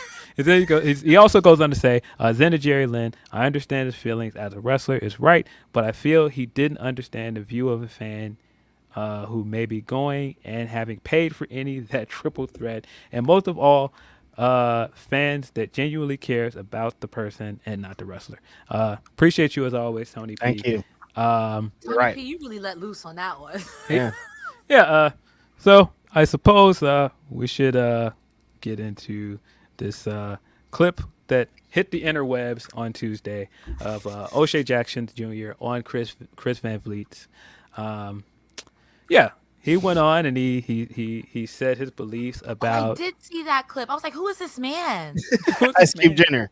So he went on to explain that he thinks that they should introduce people better before having new people on AEW shows because, I don't know who this person is. And then I get online and I'm getting flooded by people online telling me either I should know who this is or you can just Google them. And, I feel like that stops me from getting into the product. I don't enjoy that interaction. And so that stops me from enjoying AEW as much as I could. Now, I will say this. There's validity to what he said. I do think that fans can be very annoying. The one thing we know about wrestling fans is they're going to tell you if they know something. Regardless, if you know the same thing they know, they're going to tell you. Unsolicited too. Like unsolicited. I know more about wrestling than this person. I love wrestling. But the thing that I enjoy about AEW is that it rewards people for paying attention. Yes. It rewards people for their knowledge of wrestling. And so I get that part of it. I think that you can't take that part out when you are upset with certain fans for being know-it-alls. And as a longtime fan, Phil, what they don't realize is hardcore fans haven't been catered to in a long time. Like hardcore fans were the black sheep of wrestling. They were talked about, looked at bad. We don't get rewarded for things, and now we are being rewarded. And so some of us don't know how to act because we are not used to it. Yeah, but some of us do not have nice things. Again, like I said, fans can be very annoying across the board. That's AEW fans, that's TNA fans, that's New Japan fans, that's Stardom fans, all across the board. Wrestling fans can be very annoying. Because I feel like they're just like, please watch the product so I can talk to you. Please. They're annoying too. I've seen some. I've seen it. So I think also there's some validity to him wanting to see video clips for wrestlers to get some enjoyment out of it. Because I've seen other people that agree with him. And a lot of people, honestly. I've seen a lot of fans that can't get into the AEW product that agree with him. Now, this is the thing that drives me nuts about Twitter. Before I get into what I think of what he said. Twitter has kind of trained people's brains to think everything is a debate. And so when you respond to something, they're not seeing it on the basis of, hey, we're having a conversation, so this is me adding to the conversation of what you said. I'm not necessarily saying you're wrong, but this is just how I feel about it. That doesn't make your opinion wrong, but here's my opinion. And so when people do that, then Twitter is just like, why are you mad at him? Why are you arguing with him? And it's just like, well, no, I'm not arguing with him. I'm just telling him that this is how I feel about it. I may not agree with him, but that doesn't make his opinion wrong. Agree, Philip? They think if you're quote tweeting him, you're saying he's dumb, and like, no, that doesn't mean to add to that we're talking about. We're having a conversation, and when you have a conversation, why do you hate this person, Reg? Why? Right, and when you have a conversation, that doesn't mean everything is an argument. That doesn't mean that you're mad at this person. It just means that, hey, I saw this and I'm reacting to it. And so, here's my take with this. I don't know every single person that shows up on AEW programming. The exact example I used in response to him was Echizero. I've never seen Echizero wrestle before because I do not watch CMLL. And so my response was, hey, I've never seen Echizero wrestle before. I didn't really need a video package because I was intrigued based off of, the guy is wrestling one of the greatest wrestlers ever. And so I'm also intrigued with the idea that, we came in knowing that this guy isn't like your prototypical luchador. He wrestles a technical style, and this guy came out playing with fire, and I was like, whoa. Then he came out trying to wrap this guy up and fold him into all of these crazy holes. I was like, no, this guy's dope. And so I was like, in 2 matches, I was like, no, I want to see more of this guy. He's fantastic. And so my takeaway is like, Yeah, I get wanting video packages sometimes because video packages are useful. If I signed a wrestler, right? If AW signs a wrestler and they're trying to tell you we're invested in this guy long term, we want you to know this about this guy because we have plans for him. Yeah, video package is helpful, but I don't think that everybody that comes to the show needs a video package Agreed. because sometimes a video package will not do justice what this man can do in the ring. And Echicero is one of these guys. Like, you got to experience Echicero and his entrance and his wrestling to really see what his appeal is. I feel like Vikingo is the same way because we had the same conversation with Vikingo. It's like, yeah, you could have put a video package up there with like this highlight reel of him doing cool things, but I think the appeal is showing up on Dynamite and watching this guy have this great match with Kenny Omega because guess what? Ever since then, people have been more interested in seeing Vikingo wrestle. And so I say that to say that I don't think that O'Shea is necessarily wrong. There's validity to his claim. That's just not my experience. For me, I don't need a video package for everybody. If I'm interested enough in a wrestler just based off of a graphic or just watching the wrestling, I'm going to go search out more things about this wrestler, and I'm going to find more of his matches. And in Echicero's case, this made me want to watch more of his matches. And we've seen that happen so many times in wrestling. That's how we got into wrestling. That's how I got into wrestling. Wrestling happens. Prime example, the thing that got me into wrestling wasn't a video package. It wasn't even me seeing a match. It was seeing Undertaker on the cover of WWF magazine. And I was like, who is this? This is cool. It wasn't like I needed to know his entire backstory or who this person was. That just got me to go, this is cool. I want to check out wrestling. Sometimes it's that simple, and it's that simple for a lot of times we get into anything. I know more than one person that watches a show midway through, that start watching a show like in its third season, and it's just like, oh, that was kind of good. Let me go back and watch the rest of it. Let me go find out more of the show. And so I almost feel like it kind of insults the intelligence of your fans when you make it seem like they're not smart enough to be curious about something and go find out more about it. And I know that he felt like telling him Google it is condescending. I wouldn't have said that to him. And I do think, of course, fans can be elitist. But I do feel like if you're interested and you're curious enough about something, you're just going to go on the internet and find out more about it. You're going to be curious if you're curious about it. You know what I mean? Like, there's a lot of these angles that I'm like, I don't know, because he then went on to say that Swerve got into the debate, and it's like Swerve didn't have a video package. Swerve just walked out into Revolution, and he was like, oh, but I know Swerve. So it's like there's levels to this. Like if you know him, so it's like, well, what if I know him? So I don't need a video package for anybody. So where does the thing land? It's like, where does this all lie?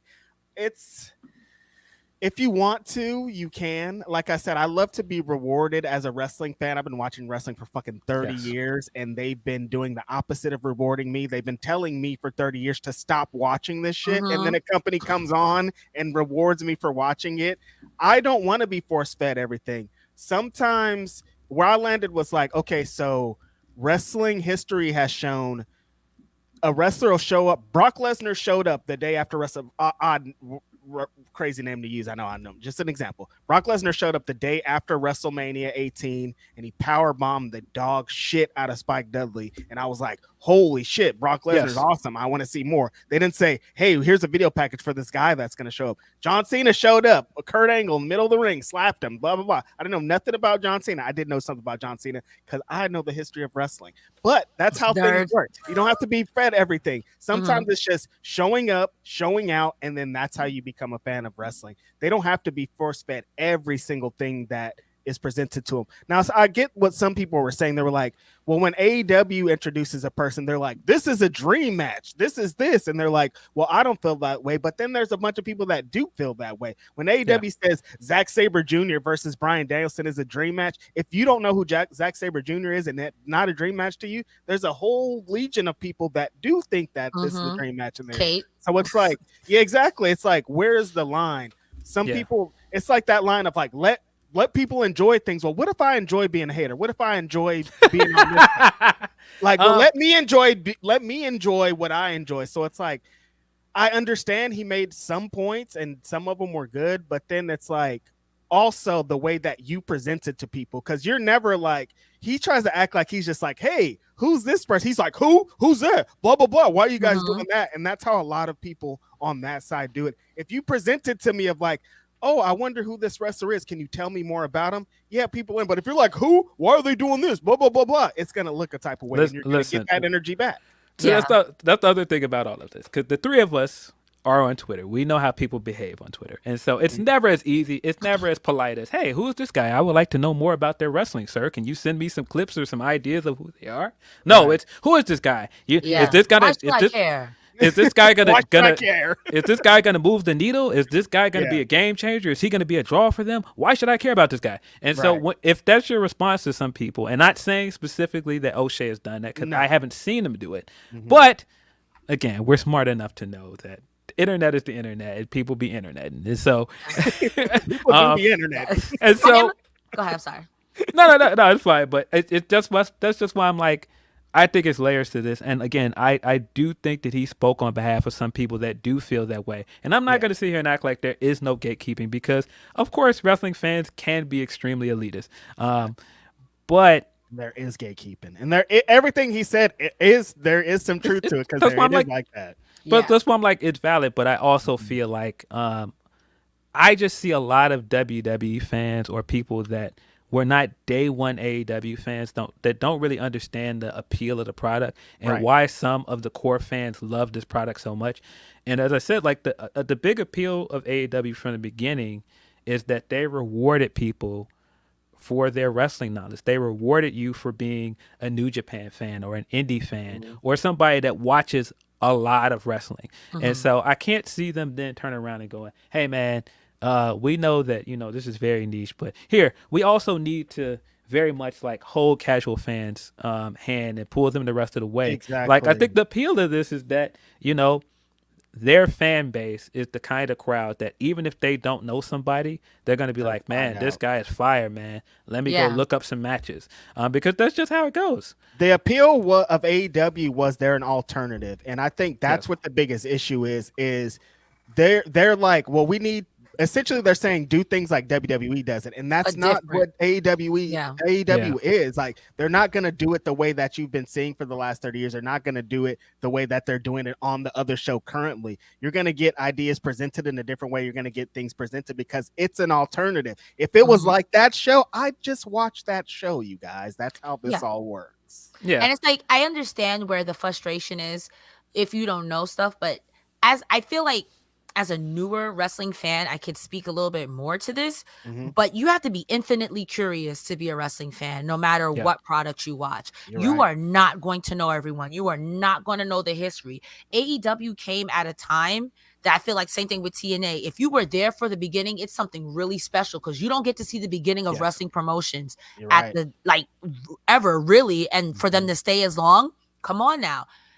Googling it is kind of condescending, but if you have someone tell you, if you ask me to tell you about The Miz, it's not going to be friendly. You're going to hate The Miz for no reason. There are some people who think that the Miz is the greatest intercontinental champion of all time, but you literally are going to have to Google it and make your own opinions. Or if you don't want to Google it, go back and watch the matches. I didn't know who Brian Keith was, and now I'm a huge fan. I want to see him in a tag team with Hangman Page, doing real cowboy shit.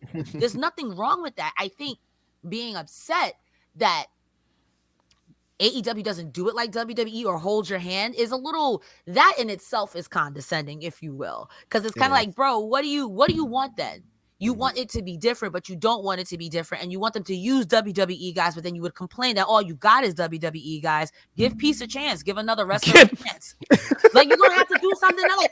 Like, you're literally going to have to Google it. Like, I don't want to be that guy, but that's how I learned who Becky Lynch was. I didn't know who that was. I didn't know who Nia Jax was, but I Googled who they were. And then I started watching matches. And as I started watching the product every week, I didn't have to go back and do all that. No one's asking you to know how many days Bruno Sammartino held the title. No one's asking you that. But we're just saying, like, be a little curious. Look it up on your own. Because, again, if you get it from somebody else, they're going to be biased. And then you're going to be biased, too. And then you're going to be mad. Well, you didn't tell me that The Miz was as good. I don't think The Miz is good. But you didn't want to look it up. Miz just keeps catching a stray. But He's the only person I can use. My little brother loves the Miz. He thinks he's the greatest intercontinental champion of all time. But that's the duality of being a wrestling fan. It is. You have to make your own opinions. You could be mad that people are telling you to make your own opinions, but you have to, or else you'll be a guy on the internet getting roasted for people telling you to go look it up.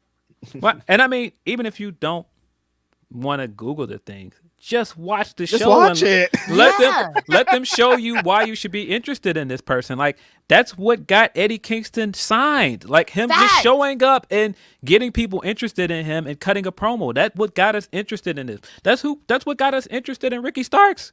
That's what I don't understand. Swerve. That's what I don't understand about all this, Phil. It's like, okay, we didn't get we didn't get a video package on Daniel Garcia, but he's about to be in a title match next week. Because why? Because we watched the story on TV. They don't have to give us a package because they're gonna tell us why we should like this guy.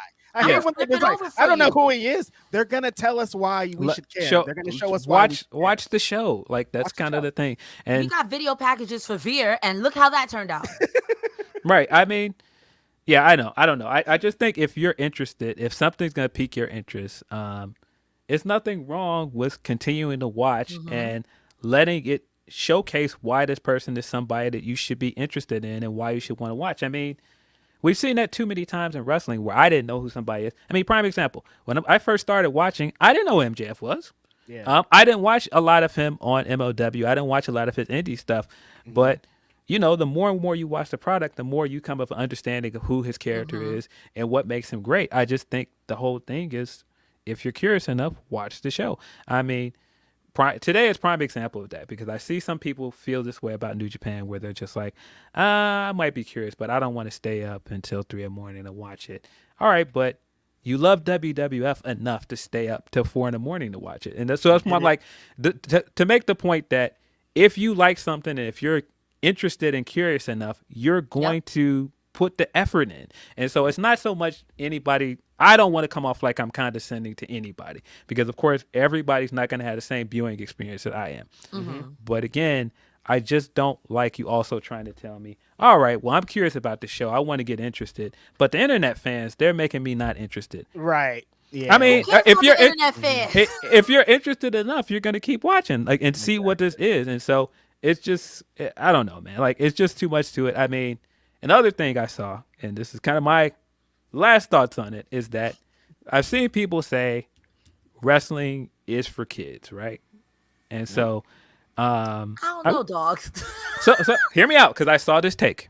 Somebody was like, wrestling is for kids. And so it's a lot to ask to say, well, kids should just know who this person is, or kids should do the due diligence.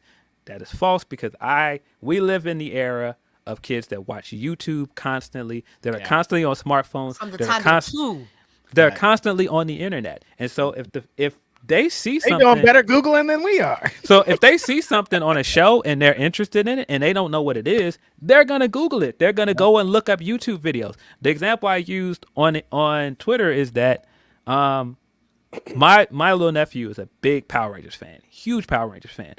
Wasn't old enough to watch any of the seasons that I watched that made me a Power Rangers fan. But he can name you all of the members of the Mighty Morphin team. He can name you all of the members of the Zeo. There, bro. Because he went and YouTubed it. He went and looked all of this stuff up. He wouldn't watch the seasons on Netflix because that's it. It's just like me getting an anime. I can't say that I had like this leg up because of course it aired in Japan first. What did I go and do? I looked it up. You know what the great thing about wrestling is today, and to add to the appeal of AEW, you can just go and find all of this stuff. It's right there. If you're one of those fans that's like, I don't have this big knowledge of Japanese wrestling. I've never seen a Misawa match. I've never seen an Okada match. Guess what? All of this stuff is at your fingertips now. You're not from the era that I grew up in where you had to know somebody that was a tape trader. You could just go and find a streaming platform and watch this stuff, man. If you have the interest, it's there, man. It's not. It doesn't even have to be laid out to you. Like, I don't even have to like go here. Like, it's so easy. Just talk out loud and you'll find it. Like, you'll stumble into it. Okada WWE matches. Network is on Peacock. You know what I mean? Like, it's like if you're trying, you're not trying to do research. If this is where we're landing with it, But I do understand. He, like I said, he did make some points. The kid point is like, all right, we're being extreme. Well, Like, that's not something specifically he said. I just Yeah. saw someone make that take in regards to this, that Yeah. you're asking a lot of kids, and it's like, well, you aren't, because this is stuff that kids do anyway. Right. They Yeah. go and find stuff they're interested in, and they watch stuff on YouTube constantly. They go and they jump on the internet and find things that fit their interests. Kids Dude, be kids- curious. Adults kids want are to be so told what's funny. up. They think when I tell them I do my cousin's little kids, when I tell them I'm on YouTube and a podcast, they think I'm famous, and I'm like, it's not. Like, Yeah, my Because- nephews too. It They're don't like, really "You're work like famous, that." auntie." I'm like, I got a Because- regular It job. don't work like that. Yeah, because to them, this generation, that's their YouTube is like having cable to them, because that's what Yeah. they watch all day. They don't Mhm. watch TV as much as we did growing up. They watch a lot of stuff on the internet. They watch stuff on streaming platforms. Yeah, it's crazy. And Never miss an episode. I'll tell you that. Yeah, so I mean, again, just to wrap this in a bow, I think there's validity to what he says. I just think that's not my experience. That's not how I watch wrestling. If Yeah. I find something I'm interested in, I just go and find more of it. If it piqued my interest enough, I'm going to go find out more of this person and find out where I can watch more of his matches. There's nothing wrong with doing due diligence, and I think that this is beyond wrestling, but very pointed towards wrestling fans. There are fans who like us who are a fan of it. I want to learn. I want to find out more and make my own opinions. And there are people who are like, "Oh, you like wrestling? I'll look at it." Oh, well, I didn't get everything I needed to know. So this is actually kind of stupid. I'm not saying that this O'Shea person is like that, but I just feel like if you're on the internet already, why can't you look up a Josh Alexander You match? tapped in, bro. You're You're tapped in. You're already there. Oh, and this is a funny thing that I keep saying, and this goes all the way back to when we talked about Vikingo on this podcast. I personally cannot tell you what a casual fan wants, because I am not a casual fan. Just today, I have not been to sleep because I've been watching wrestling. I am not a casual fan. Opposite of casual, I not think. to drag That's you so the I- point. Get yourself, go get him. I am not a casual fan, so I cannot tell Right. you what a casual fan wants. I cannot sit Yep. here and tell you this company needs to do this because that's what will get casual fans to watch. I have no idea what's going to get casual fans to watch, because I have no idea what they're interested in. And so I just think it's What funny. is a casual fan? So I just think it's funny every time we have these kind of conversations. There's a sect of Twitter that's just like, yeah, but they have to court casual fans. You guys have no idea what casual fans want. If you're on Twitter engaging in wrestling discourse, you are not a casual fan. You Not have tapped no in. idea what they Not want. tapped in, yeah. Casual fans are the ones at like, oh, I'm on my phone. It's a Monday and I'm scrolling. Oh, WWE's in town. Oh yeah, I used to watch WWE. Buy a ticket and go to a show. Not I'm on the internet saying Sheamus should have been the damn 1993. They don't care about none of that, bro.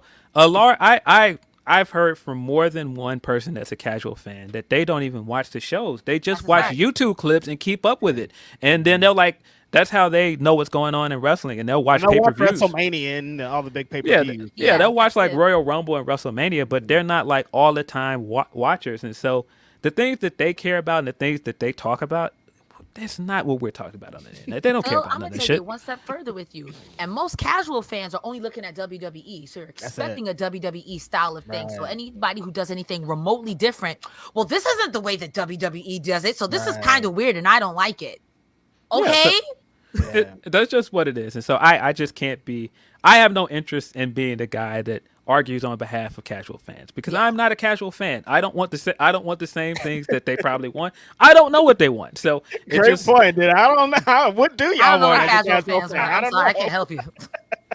Google it. Google what casual Google fans it. want. Seriously, can we get like a definition also of like what's a casual fan? Because people's definitions are all over the place. all and, over the like- place. And It- like If you're a Krista casual was fan, saying, drop it in the comments. Drop it in the casual fans are WWE fans. So why should AEW be trying to cater to casual WWE fans? That doesn't Because you're even just make gonna sense. hate on it anyway. You're gonna be like, "This isn't WWE." Right. Yeah, this is AEW. Right. Yeah. So I don't know, man. It's a layered discussion. Again, his experience is his experience, but I just don't share the same. I don't watch the same. I don't watch things the same way that he does. I can't expect everybody to watch things the way that I do. Right. And when he responded to me on Twitter, I said that I don't expect anybody to watch the products the way that I do. Which is, again, I'm not a casual fan, and so I can't expect people to get the same thing out of it. But for me, a part of the fun of watching AEW is discovering new wrestlers. Part of the fun, Discovery, you guys. a part of the fun I of don't wanna watching indie learn, wrestling is Reg. the same thing. It's just like it's finding new wrestlers and finding new wrestling, man. That's See, for me. that's That's how I fun. know I'm not a casual fan, because that is great for me. Like a Same. person, if I see a person who is obsessed with wrestling that knows everything, Cappuccino Jones last night on Yes. Rampage, I'm like, if I see a wrestler I've known yet, it like gives me butterflies. Like Hell I'm so yeah. excited about it. It's like, I oh want to find shit, out more about a this new guy. person I get to discover. But I mean, that's where that separation. It's stuff happens, it's just a difference. Some people don't go into it for that, but personally for me, that's fun. Finding Yeah. new wrestlers and going and checking out different matches and checking out something different than what I'm already watching. I think that's fun. I don't know. Yeah, it should be. But some people, I mean, I think it's I'm trying to be funny, but I'm not trying to be mean. But I think it's a learning thing. Because once we get to a certain age, It's a you learning can't tell me thing. nothing. I don't want to learn nothing Right. else. You can't tell me nothing. I know Learn. I need to know. Okay, You want me to Yeah. do some research? look Well- it up on my own. Why can't you just tell me? Why can't you just tell me verbatim what to do? And if you're wrong, I'm blaming you. Well, I mean, that's also a big Twitter thing. People on Twitter do not like to be corrected on No. anything. I know everything. The fuck is you talking about? Why No, you on so- my account correcting me, bro? No. So, and I mean, I'm not saying that that's what O'Shea is doing, but I definitely know that. Even sometimes when somebody corrects me on that, I'd be looking like, "Whoa, Yeah, hey, wait a minute, what? bro." I know this though. Sometimes you can't argue with a fool. If you're Wait a going to minute, correct bro. me on something that I know, how am I going to argue with you? Because you've already made your point that you don't care about the facts. You don't care. That's also a thing. Yeah. You don't care, and that's also where you could land on that. Sometimes, if like you could break it down 100% for these people, you could give them video packages. You can give them all that. They don't care. They're not gonna care. Yeah, They I don't care. I don't care. If for Kingo, he does too many flips. Is blah blah blah. He does too many blah blah blahs. So Look like, at me why with are the we? Miz. I don't care. It's a Why tripping are we push. catering It's to the these fucking people stroke. who It's I don't aren't care. gonna care? Yeah, that's it.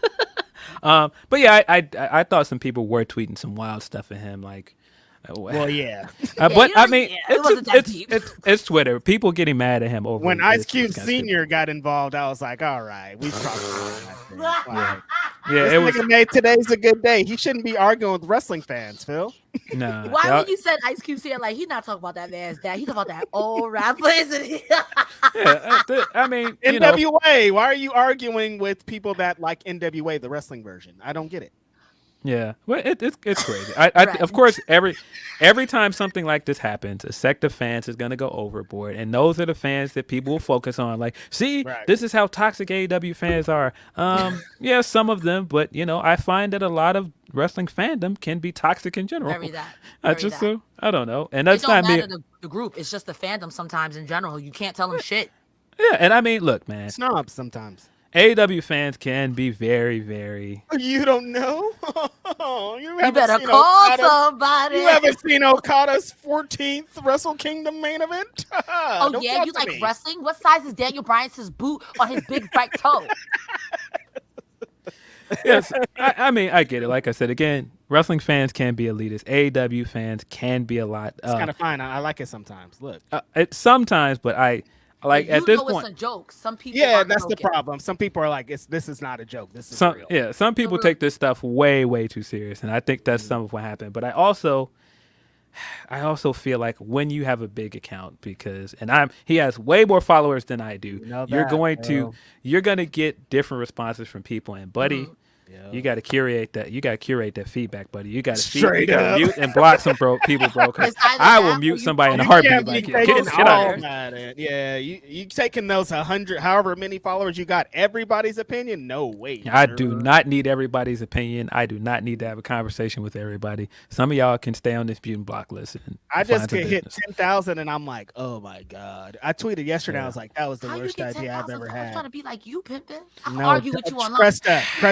I'll argue with you now. Cresta. I used to think that same way. No.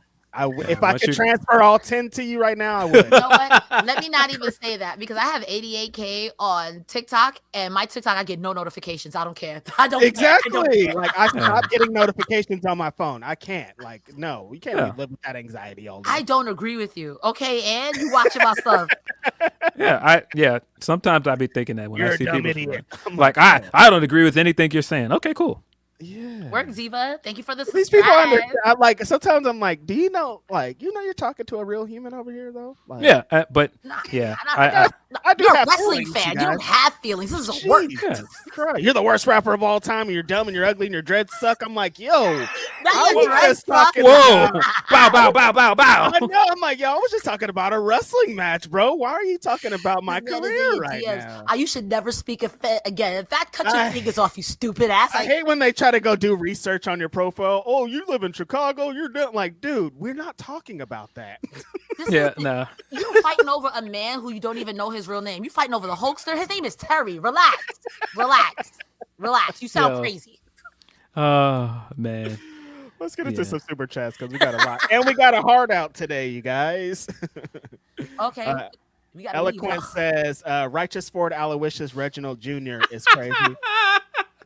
Yeah, I got in a little Twitter spat with Nyla Rose this morning. Nyla fired you up, bro. She fried you right on up.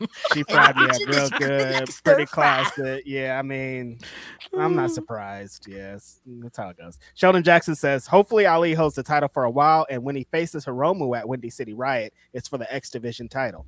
Yeah. That'd be cute. And I can see Ali retaining that. Nothing against Hiromu, because Hiromu's good. But you pulling up, Phil? Yeah, of course. Windy City Riot, my favorite promotion coming to Chicago, of course. All the elements. NYU's 99 says TNA fires Scott D'Amore, which lowers morale. Reminds me of when my job's best manager was fired. They gave us a pizza party to try to raise morale.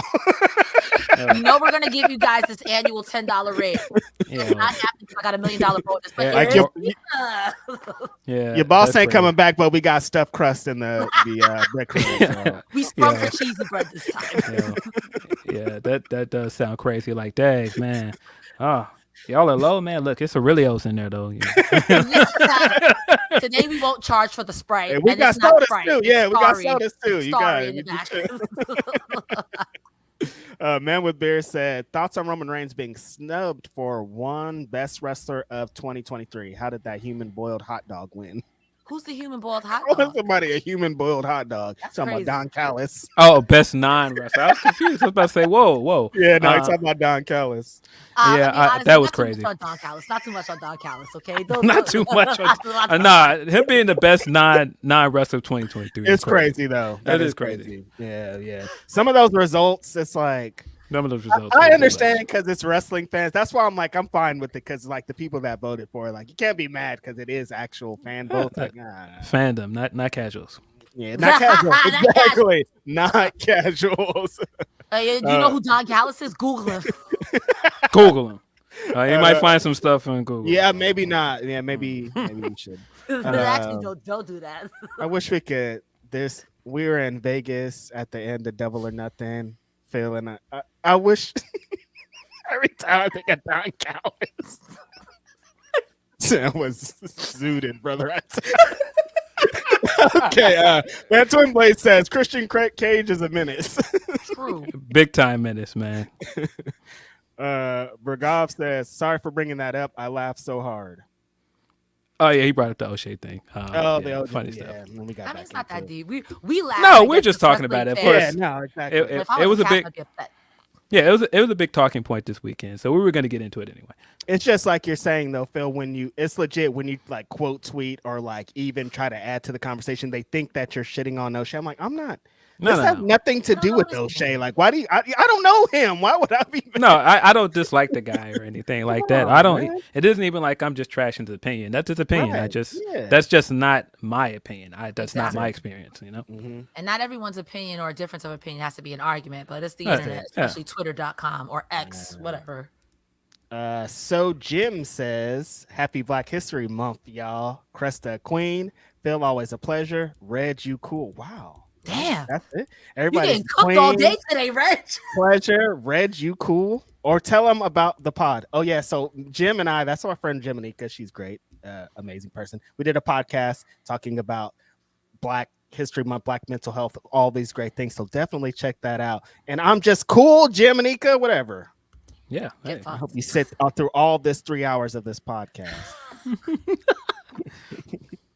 Corey Davis says, thoughts on Obafemi and Tiffany Stratton? Obafemi is not 20 something. That is a 40-year-old man. Everybody's trying to say he's 22. No, that nigga's not 22. The mother African genes is strong then, because ain't no way. Ain't no fucking way. You hitting them with the bad boy too? Nah, you at least 40. Yes. Say ain't no way. Let me see your ID. Let me see your parents, as a matter of fact. When they get the kid from overseas on the little league team and you're like, no, he's 25. He can't be. There's no way. No, we don't have his birth certificate. No, we lost it. We lost it on his way here. Somebody tore it up. Oh yeah. But Obafemi's dope, man. I love what he's doing. I think Tiffany Stratton is on her way as well. Yeah, Tiffany, I'm surprised she hasn't been called up yet. But at the same time, I'm still trepidatious about main roster. So I'm like, she's gonna be world champion by the end of the year. Yeah, she's gonna have some gold. Will Chisholm says, "Did y'all see the New Japan Pro Wrestling show? I've heard some fans were not happy with some of the booking. Yeah, the last couple of days, people have not been happy about that. That's going to be our last topic before we get out of here. And then Jim Miller 3389 says, "I wish Emma would have been in Perth. A missed opportunity." Yeah, Emma was one of those people that I would love to see. She would have deserved that. And I saw that the Iconics tee something too. I didn't like them at first, but now that there's actually women tag team divisions, I low key miss them in the Riot Squad. Yeah, the Iconics, I low key miss them. They were a little ahead of their time, yeah. Considering because they were like the only tag team for a while. It's like, oh, we have nobody to put them against. You had the Riot Squad, and it was really built around Ruby Riot, and then y'all were like, nah, we don't want them to win. Actually, we don't care about these broads. Like, ugh. Every time I think about Ruby Riot, I think of the Iconics and NXT pronouncing her name with the W, and they're like, it's a Wooby Wire.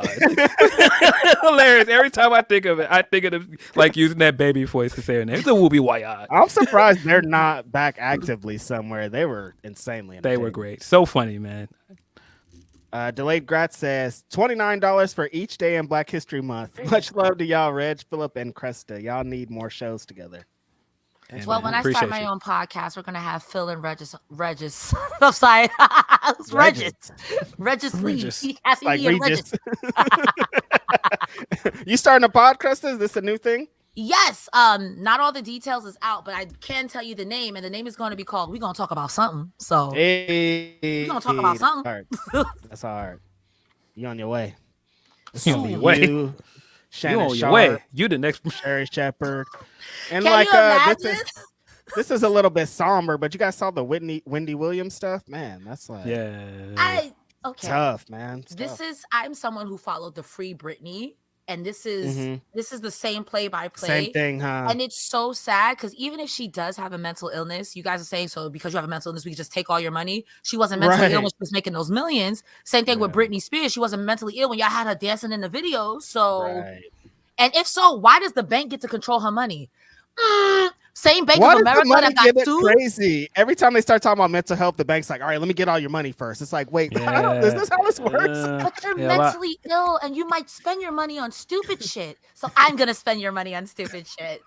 Yeah. It was sad to see her like that in that clip. Also very sad to see that Rockefeller stuff and them trying to force Dame to sell his percentage of Rockefeller, and then Dame being Dame because Jay made him an offer to buy his percentage. I believe the offer was like $1.5 million. Don't quote me on that. I think that's what it was, but Dame being Dame turned it down. And of course. Like, I'm not surprised.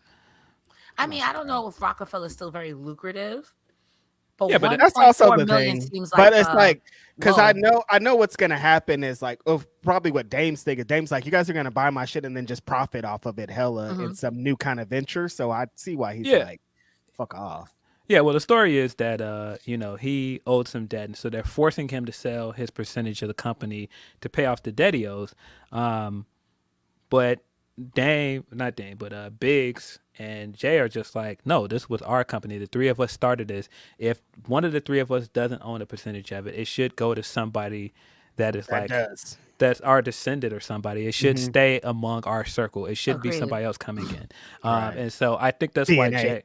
I think that's why Jay wanted to come in and buy it, and so It's just sad that that's just where they're at, man. But I hate this hip business, hop man. shit, man. Like Rockefeller, you guys were like, there was like 3 years where the game was just Rockefeller, and like you don't want them to be at this fucking position at this point, beefing over lawsuits and Yeah, it's Dame. sad. Every time Dame talks, Stupid. he's caught in some wild ass shit like this. It's really stupid, man.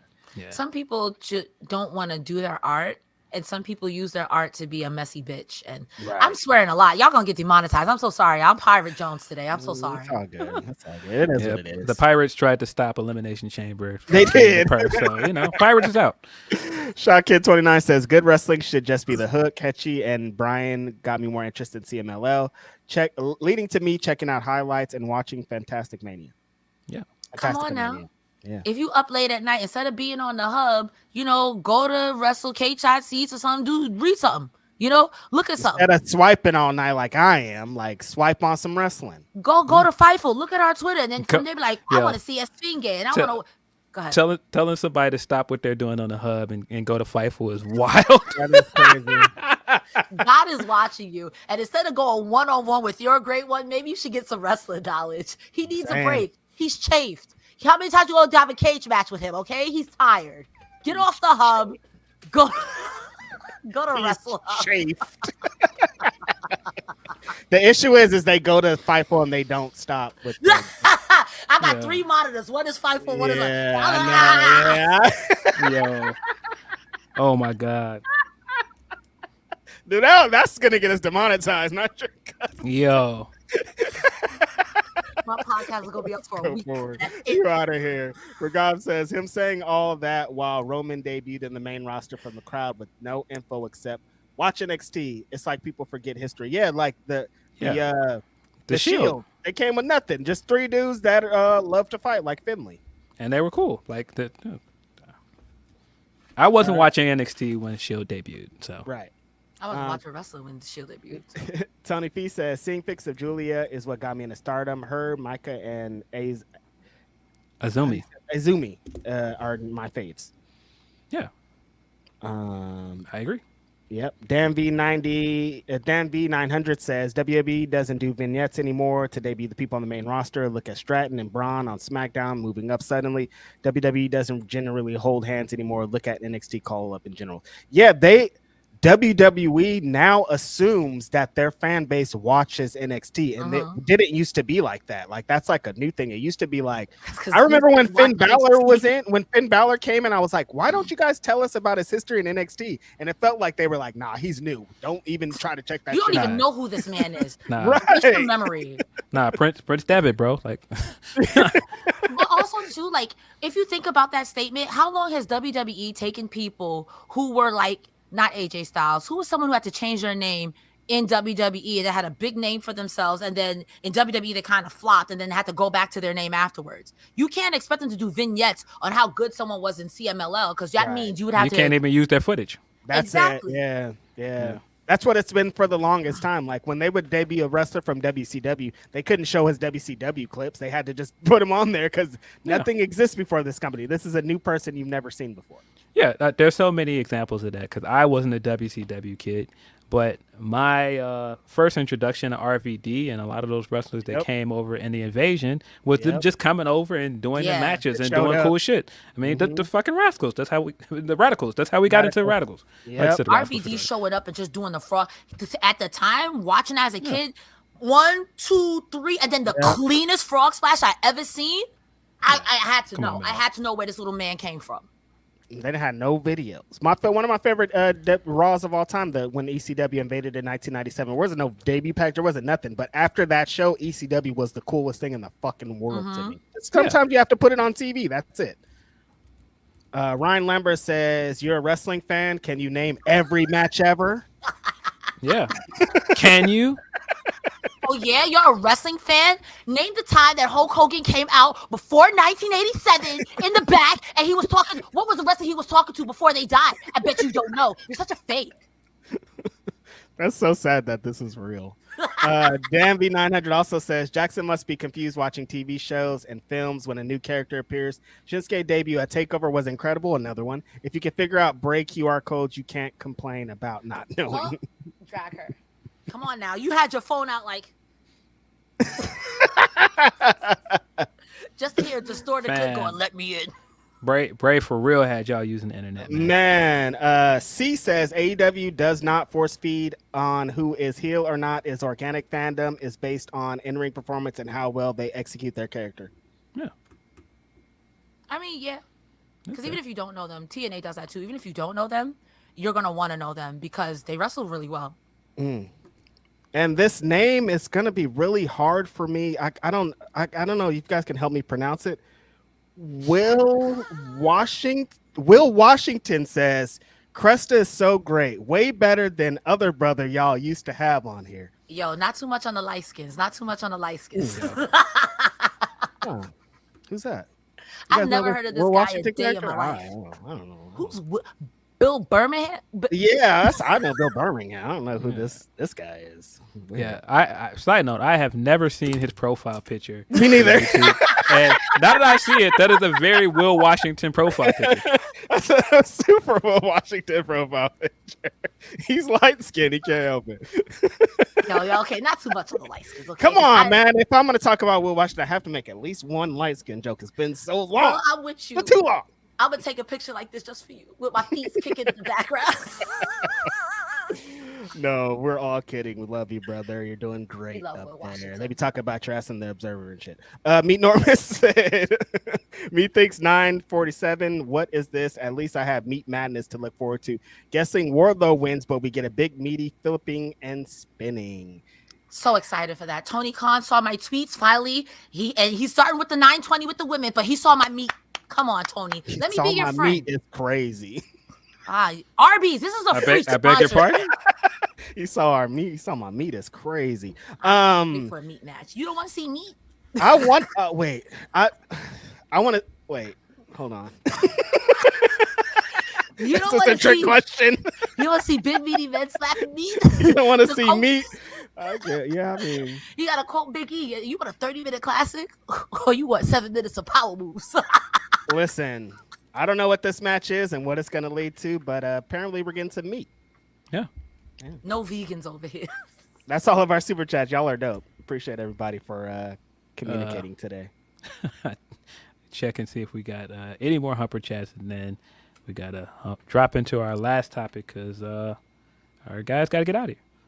I made a mistake. I said meat, and now the chat is just typing meat. My fault, y'all. Y'all nasty. Find God. Where did you And think Sean was gonna Ross happen? has to come on with the his Elimination Chamber review. That's coming up immediately after this too, you guys.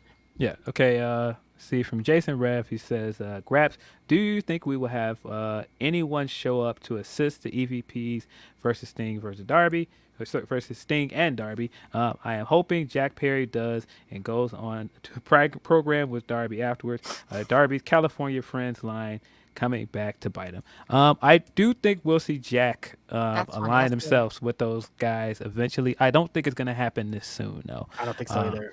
I don't know if there'll be any extra shenanigans on that match specifically, just because I don't think they want to take too much away from Sting's thing. you know? Yeah, That's true. But yeah, I thought the stuff we got on Friday with the Bucks was great. Of course, the Bucks gave Tony Schiavone a gift card, which is very pointed reference to a That shit got me certain too. other Chicago wrestler Yeah. giving out gift cards backstage. Starbucks. These guys are menaces. And even if you put Jack Perry with them, what is Jack Perry's going to be named? Jackson Perry? These are Matt and Nick Jackson. That's not going to fly. Yeah. Yeah, which speaking of Jack Perry, we got a hint that he's going to be coming back to New Japan soon. We got a vignette for him last night at New Beginnings. Who'd he challenge? Well, he didn't challenge anybody. It was just kind of a teaser. But we'll get into a full pay-per-view. We got 2 nights of New Beginnings in Sapporo. Very, very mixed bag of shows. The first night was very, very rough. There were some booking decisions that I did not understand out of that first night. There were good things about it. The IWGP Women's match was good. Mina Shirakawa took on Mayu Iwatani for that title. I thought that was a good match. Mina continues to show people that she has improved. She's a great wrestler now. But that was kind of the high point for that show. And it was kind of midway through, so it was just like, oh, cool. This was a cool match. They had some cool stuff beforehand. We got another Okada multi-man match at the beginning, towards the beginning of the show. It was cool to see Okada finish up his farewell tour that way. Good stuff. But then we got into the House of things got Torture shenanigans, and I was just kind of like, what are we doing? We had Show taking on Desperado for the junior heavyweight title. Desperado lost the title via countout because of House of Torture shenanigans. Very, very trash finish. Did not like it. Not the trash finish. I've been hearing nothing but like people like the New Japan show last night. I watched it, but I think I should have went to bed. It just, that finish just wasn't for me. A lot of House of Torture stuff from night one just was not for me, man. And you know, sometimes I try to be like, all right, they have their place in wrestling. They're heels. They're supposed to be getting heat. But man, that finish to that match just was not for me, man.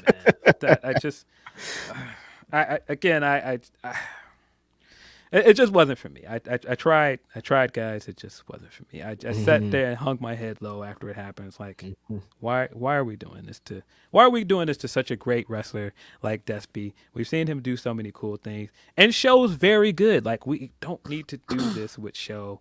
Right. I just wasn't here for it. But yeah, that wasn't the end of our night because we also got another title change in that night, and we got El Presidente himself, Hiroshi Tanahashi, taking on Matt Riddle for the television title. Actually, a pretty good match. But Tanahashi dropped the belt to Matt Riddle. Matt Riddle is your New Japan television title. I just have no interest in Matt Riddle's champion, to be honest with you. It just, I just had no interest in it. Interesting result. Yeah. I say that maybe Tanahashi did that because he is president, needs to focus on more things. But I feel like there were other options besides Matthew Riddle.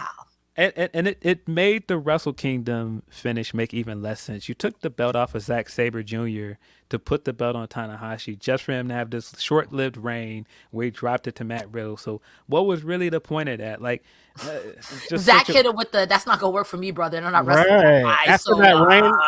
After that reign that Zack Sabre Jr. have, it's kind of a weird way for the next champion to just be a transitional champion into Matt Riddle. It's like, what? Yeah, it just wasn't. Maybe Zack Sabre went to go find his smile. I don't know.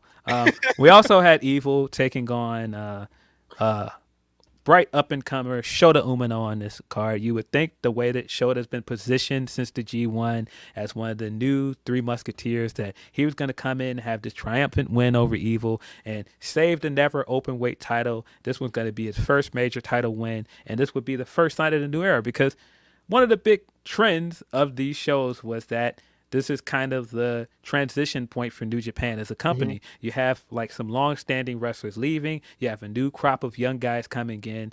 And I don't feel like they gave us the gratifying moments of showing us that the new crop of guys are guys that they're invested in.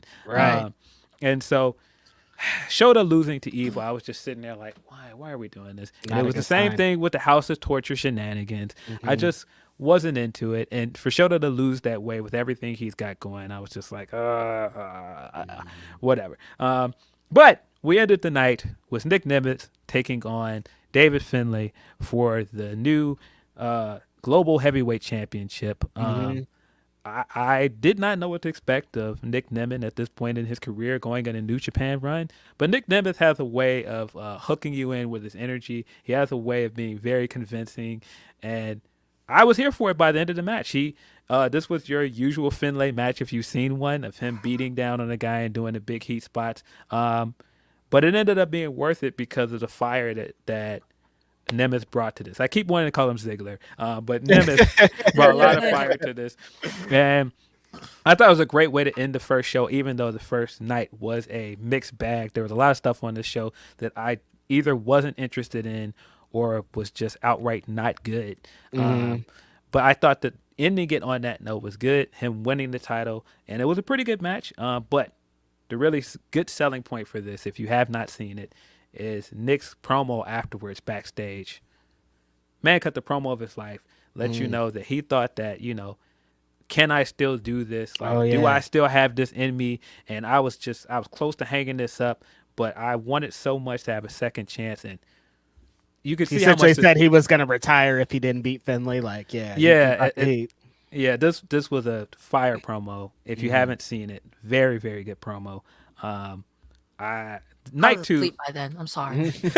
Night 2 was way better. Night 2, of course, was this morning. Last night for me, ahead of Elimination Chamber. I thought that they started with the multi-man matches like they usually do. But this was also an interesting one because this was effectively Kazuchika Okada's last appearance with New Japan. Yep. And I thought it was very fitting for him to have a match with his Chaos teammates. It was pretty much what you expected. He came out and did the usual stuff. He ended up getting the pin in his last match and winning. But a lot of this, you could see like the callbacks and the camaraderie with Chaos, and just seeing him for the last time with Yoshihashi and a lot of these guys that, he made his career with Chaos with. And was cool. Supposed to be against Tanahashi, who got injured against Matt Riddle the night before. Yeah, of course. That's the other part of this. He got injured. And Nick, after the show, was like, I have a request. I want to tag with Tanahashi for night 2. And, of course, whoops, he's injured, so we will not be seeing this tag match. Instead, Tanahashi was on commentary, and we'll get back to him being on commentary because that led to something cool as well. But the Okada stuff here, I enjoyed it. I enjoyed the Chaos stuff. I know people are going to be like, oh, he didn't put anybody over on the way out, and why did they put him in all these multi-men matches? Wouldn't it have been more fitting to have him in like one-on-one matches towards the end? Yeah, they could have booked it better, but I had all the feels of watching him finish out his time there with Chaos, seeing him at the top of the ramp do one final bow with all of the Chaos members was really cool. There was a lot of things in this that I really enjoyed. Watching him come down with the money raining down again, and probably for the last time on a New Japan stage. It's just special. I'm a big Okada fan, so just seeing all that stuff is just like, man, I'm going to miss seeing him here. But I just don't know why they didn't do everything to keep him. That's the thing that just puzzles me. I feel like that is your CM Punk. That's your Hulk Hogan. That is your MJF. I don't understand wrestling, I guess. Yeah, there are things I don't understand about the politics of it, but I don't know. Yeah. There's also things I do understand. It's like, oh yeah, I get it. Yeah.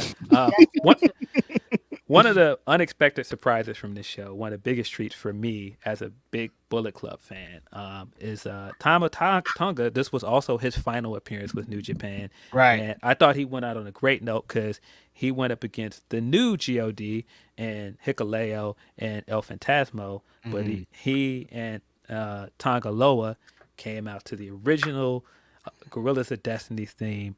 I popped as soon as I heard the theme. Tama Tonga came out with the original makeup and everything. They did like some of the usual spots. They did the gun stun spots.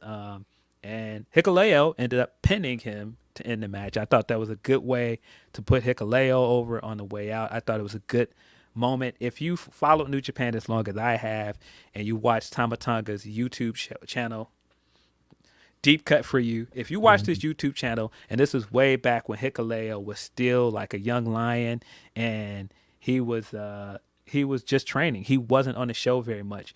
And seeing where he came from, all of that, and seeing all of this coming forward, and him being the guy that pinned Tama Tonga on the way out, it's a really, really cool moment, man. And like seeing like all of them embrace in the ring, and just seeing how much the fans appreciated Tama Tonga on the way out. I thought that was a very fitting end for him as a New Japan talent. I don't know where he's going next, but I thought that was a very NXT. cool moment. What do you mean? Stop that. All right. NXT. Reg, I've been Team Reg this whole show, please. I don't want to see that. But yeah, I think the Gorillas of Destiny namesake is in good hands with Hikuleo and El Fantasmo. I've said before that Hikuleo has improved drastically. He's one of my favorite big men in wrestling right now. He looked great in this match. He did this pop-up gun stun in this that was really, really cool. Him and El Fantasmo did the usual tag moves that they do together. That all looked great. I still don't understand why these guys lost to Chase Owens and Kenta. But they are still your New Japan Strong Tag Champions. Yep. So there's that. But this was a really pleasant surprise for me because I didn't expect them to get all this stuff in for the farewell for Tamatanga, but really enjoyed it. We also got Taguchi and Nick Nemeth taking on David Finlay and Gato, and it's the usual funky weapon stuff where he does the hip attacks and all of the stuff in there. Very fun match. It was very fun to see Nick Nemeth in this kind of atmosphere and do the hip attacks with Taguchi. Of course, Nick Nemeth picked up the win, pinning Gato. But afterwards, because Tanahashi was on commentary, he didn't get his tag match, but he challenged them to a match for the global championship. So that's going to happen soon. Excited to see that. There are a lot of similarities between Nick Nemeth and Tanahashi. Tanahashi does like the rocker stuff. He does the air guitar stuff. So yeah, very much looking forward to that match. We also got kind of the upswing of the show, which was the Just Five guys taking on members from LIJ. Yeah, the one-on-one matches to close out the rest of the show. Bushi versus Takahashi was good, but the standout for me, best match on the show for me was Doki taking on Hiromu Takahashi. Very, very good match. If you don't see anything else from night 2, go out of your way to watch this. Doki picked up the win. Banger. Fire match.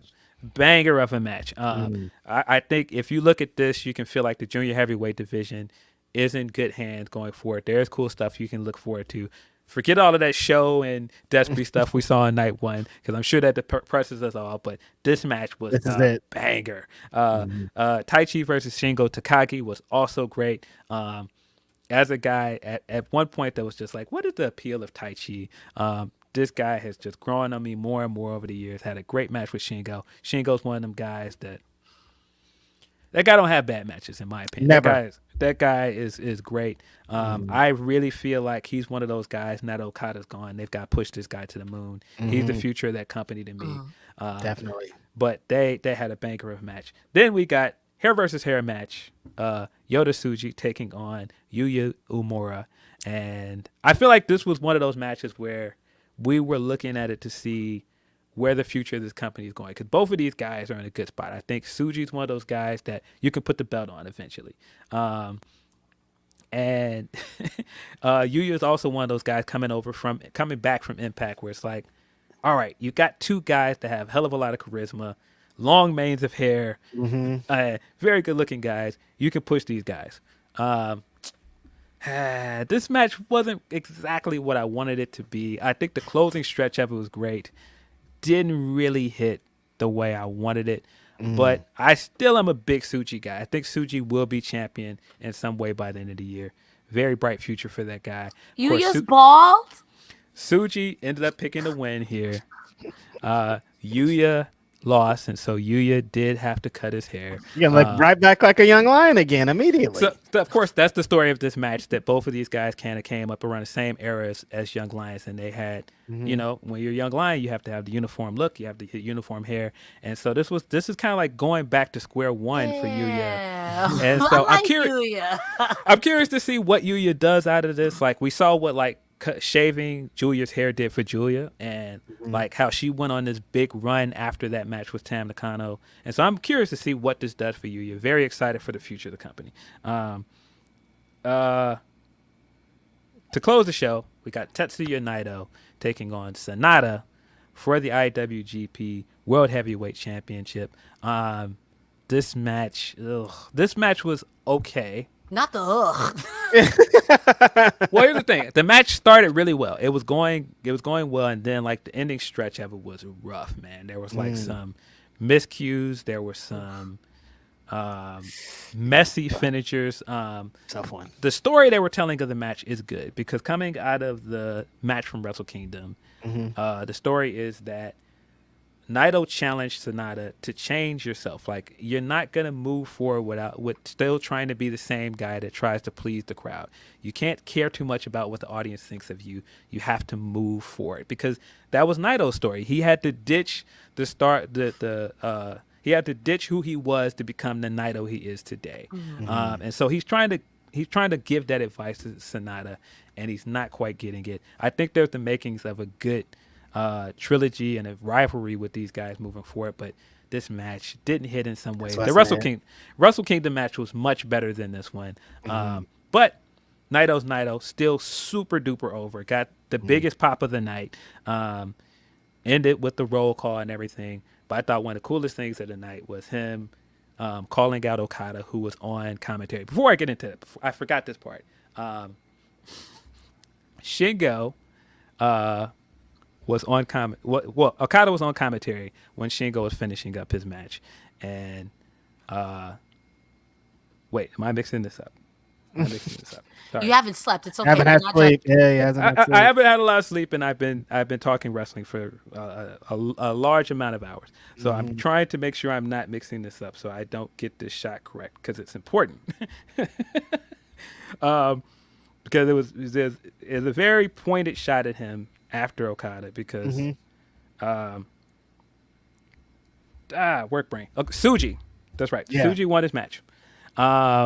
And afterwards, he walked past Okada on commentary, and he says, "Are you happy with yourself? Are you happy with the state you're leaving this company in? I'm disappointed in you." And he walks off. And I thought that was such a good note for him to leave on. It was very pointed. It shows if this guy's going to be the future of the company that moves forward, you got to put things on his back. And also, in my opinion, very much builds towards a Forbidden Door match. If Okada goes to AEW, that should be the match you go with. I thought that shot was hard. I loved it. I loved that energy. Big shouts to Tsuji. But yeah, ended the night on Naito doing a roll call. And then he, of course, called Okada in the ring for one last time. Acted like he was going to do the LIJ salute, put his fist up, and waited for Okada to do it. And as soon as he lifted his fist, he started punching him on the back of the head, beating him down, and they had an exchange close to the matches we know them for. And that was kind of the send-off for Okada with the company, is one last exchange with Naito. I was tearing up and out of my seat clapping. Yeah. Just great stuff, man. Can't wait to see what Okada does next, but I'm definitely going to miss him in New Japan. I just can't imagine New Japan without this guy. It doesn't make sense. The entire time I've been a New Japan fan, Okada's been there. He's been the guy. Naito also made a point of saying that the thing that made Naito was Okada. Him coming back from the excursion and becoming the guy forced him to up his game. It forced him to go away and go on excursion and come back and become the Naito we know today. There would not be the Naito we know without Okada. And so it felt fitting for those two guys to have that moment to end the show. Right. They're synonymous with each other. Okay, we got a super chats because we got to get out of here. Will Chisholm says, LA Knight must have told AJ the earth is not flat, and AJ was like, "I'm going to get you, sucker." You can't say that. Hold on. You can't say that. Hold on. And then Denise Salcedo says, Grapsody. Oh, Denise. Thank you, Denise. Appreciate you. That's all of our super chats, you guys. You guys are cool. Let me check in. Did you see that text we got, Reginald? I did. How y'all got us? What can I join the group chat? This is malarkey. Did you respond to it, sir? Yeah. I want to be in the Turtle Club. Okay, so from Night Fiend, he said, there's always loud segment that wants AEW to be WWE because that's what they perceive the booking should be. It's just laughable watching content creators saying there's no story because they don't watch all the shows, but then say they don't because of ratings. I feel like some people are like that. I can't say that specifically some of the takes from this O'Shea stuff, but I do think it's funny that some people are just like, do the thing that I enjoy somewhere else. Like, Yeah. I don't want change. I just want you to do it in a different color somewhere else. Yeah. I think that's all our Humper chat. Let me reload just to be sure. Did we hit all of our super chats, sir? We did. We're in. We do have one more Humper chat from Nelson Muntz. Let me put over the great women's tournament on ROH this week. I want Billy to win it so she can then be the one that dethrones Athena for the world title, and Amanada goes after Billy in her determination to write wrestling history. Look, we got some good tournament matches. Shout out to Sandra Moon. Lost, but I thought she had a great showing, man. Yeah, great. If you guys haven't seen it, definitely watch this week's ROH. They're doing some great work. All those women in the tournament. It's going to be ill. It seems like they're setting up Amanada to win. Good stuff. Nice. Yeah. I believe that is it. We don't really have any other topics, and my guys got to slide. But, of course, Appreciate you guys as always. Always fun talking wrestling with you guys. Always fun to have Cresta on the show. Of course, you can catch Cresta tonight doing the Collision post show. Where else can they find you if they have not seen you on this show before, which is kind of hard to believe at this point. At this point. Ladies and gentlemen, right there, Grapsody Star on X, Twitter, whatever it's called. Follow me. I have a link tree in my bio. Tonight, I'm here on Fightful, Collision. Wednesdays, I stream on TikTok and Twitch at Cresta Star. We got a heart out, so just follow me on Twitter. We got a heart out. Google her. Yeah, Google me. Google me. Get into it. Google me. I'm famous, according to Reg's cousin, nephew, brother. Yep. My little cousin. She famous. She on YouTube. And you know where to find the guys. We're here every Saturday. We'll be on Ask Grapsody this Thursday. Yeah, as always, appreciate you guys as always. This has been Grapsody from me, Phil Lindsey, Righteous Reg, Cresta Star. We are out.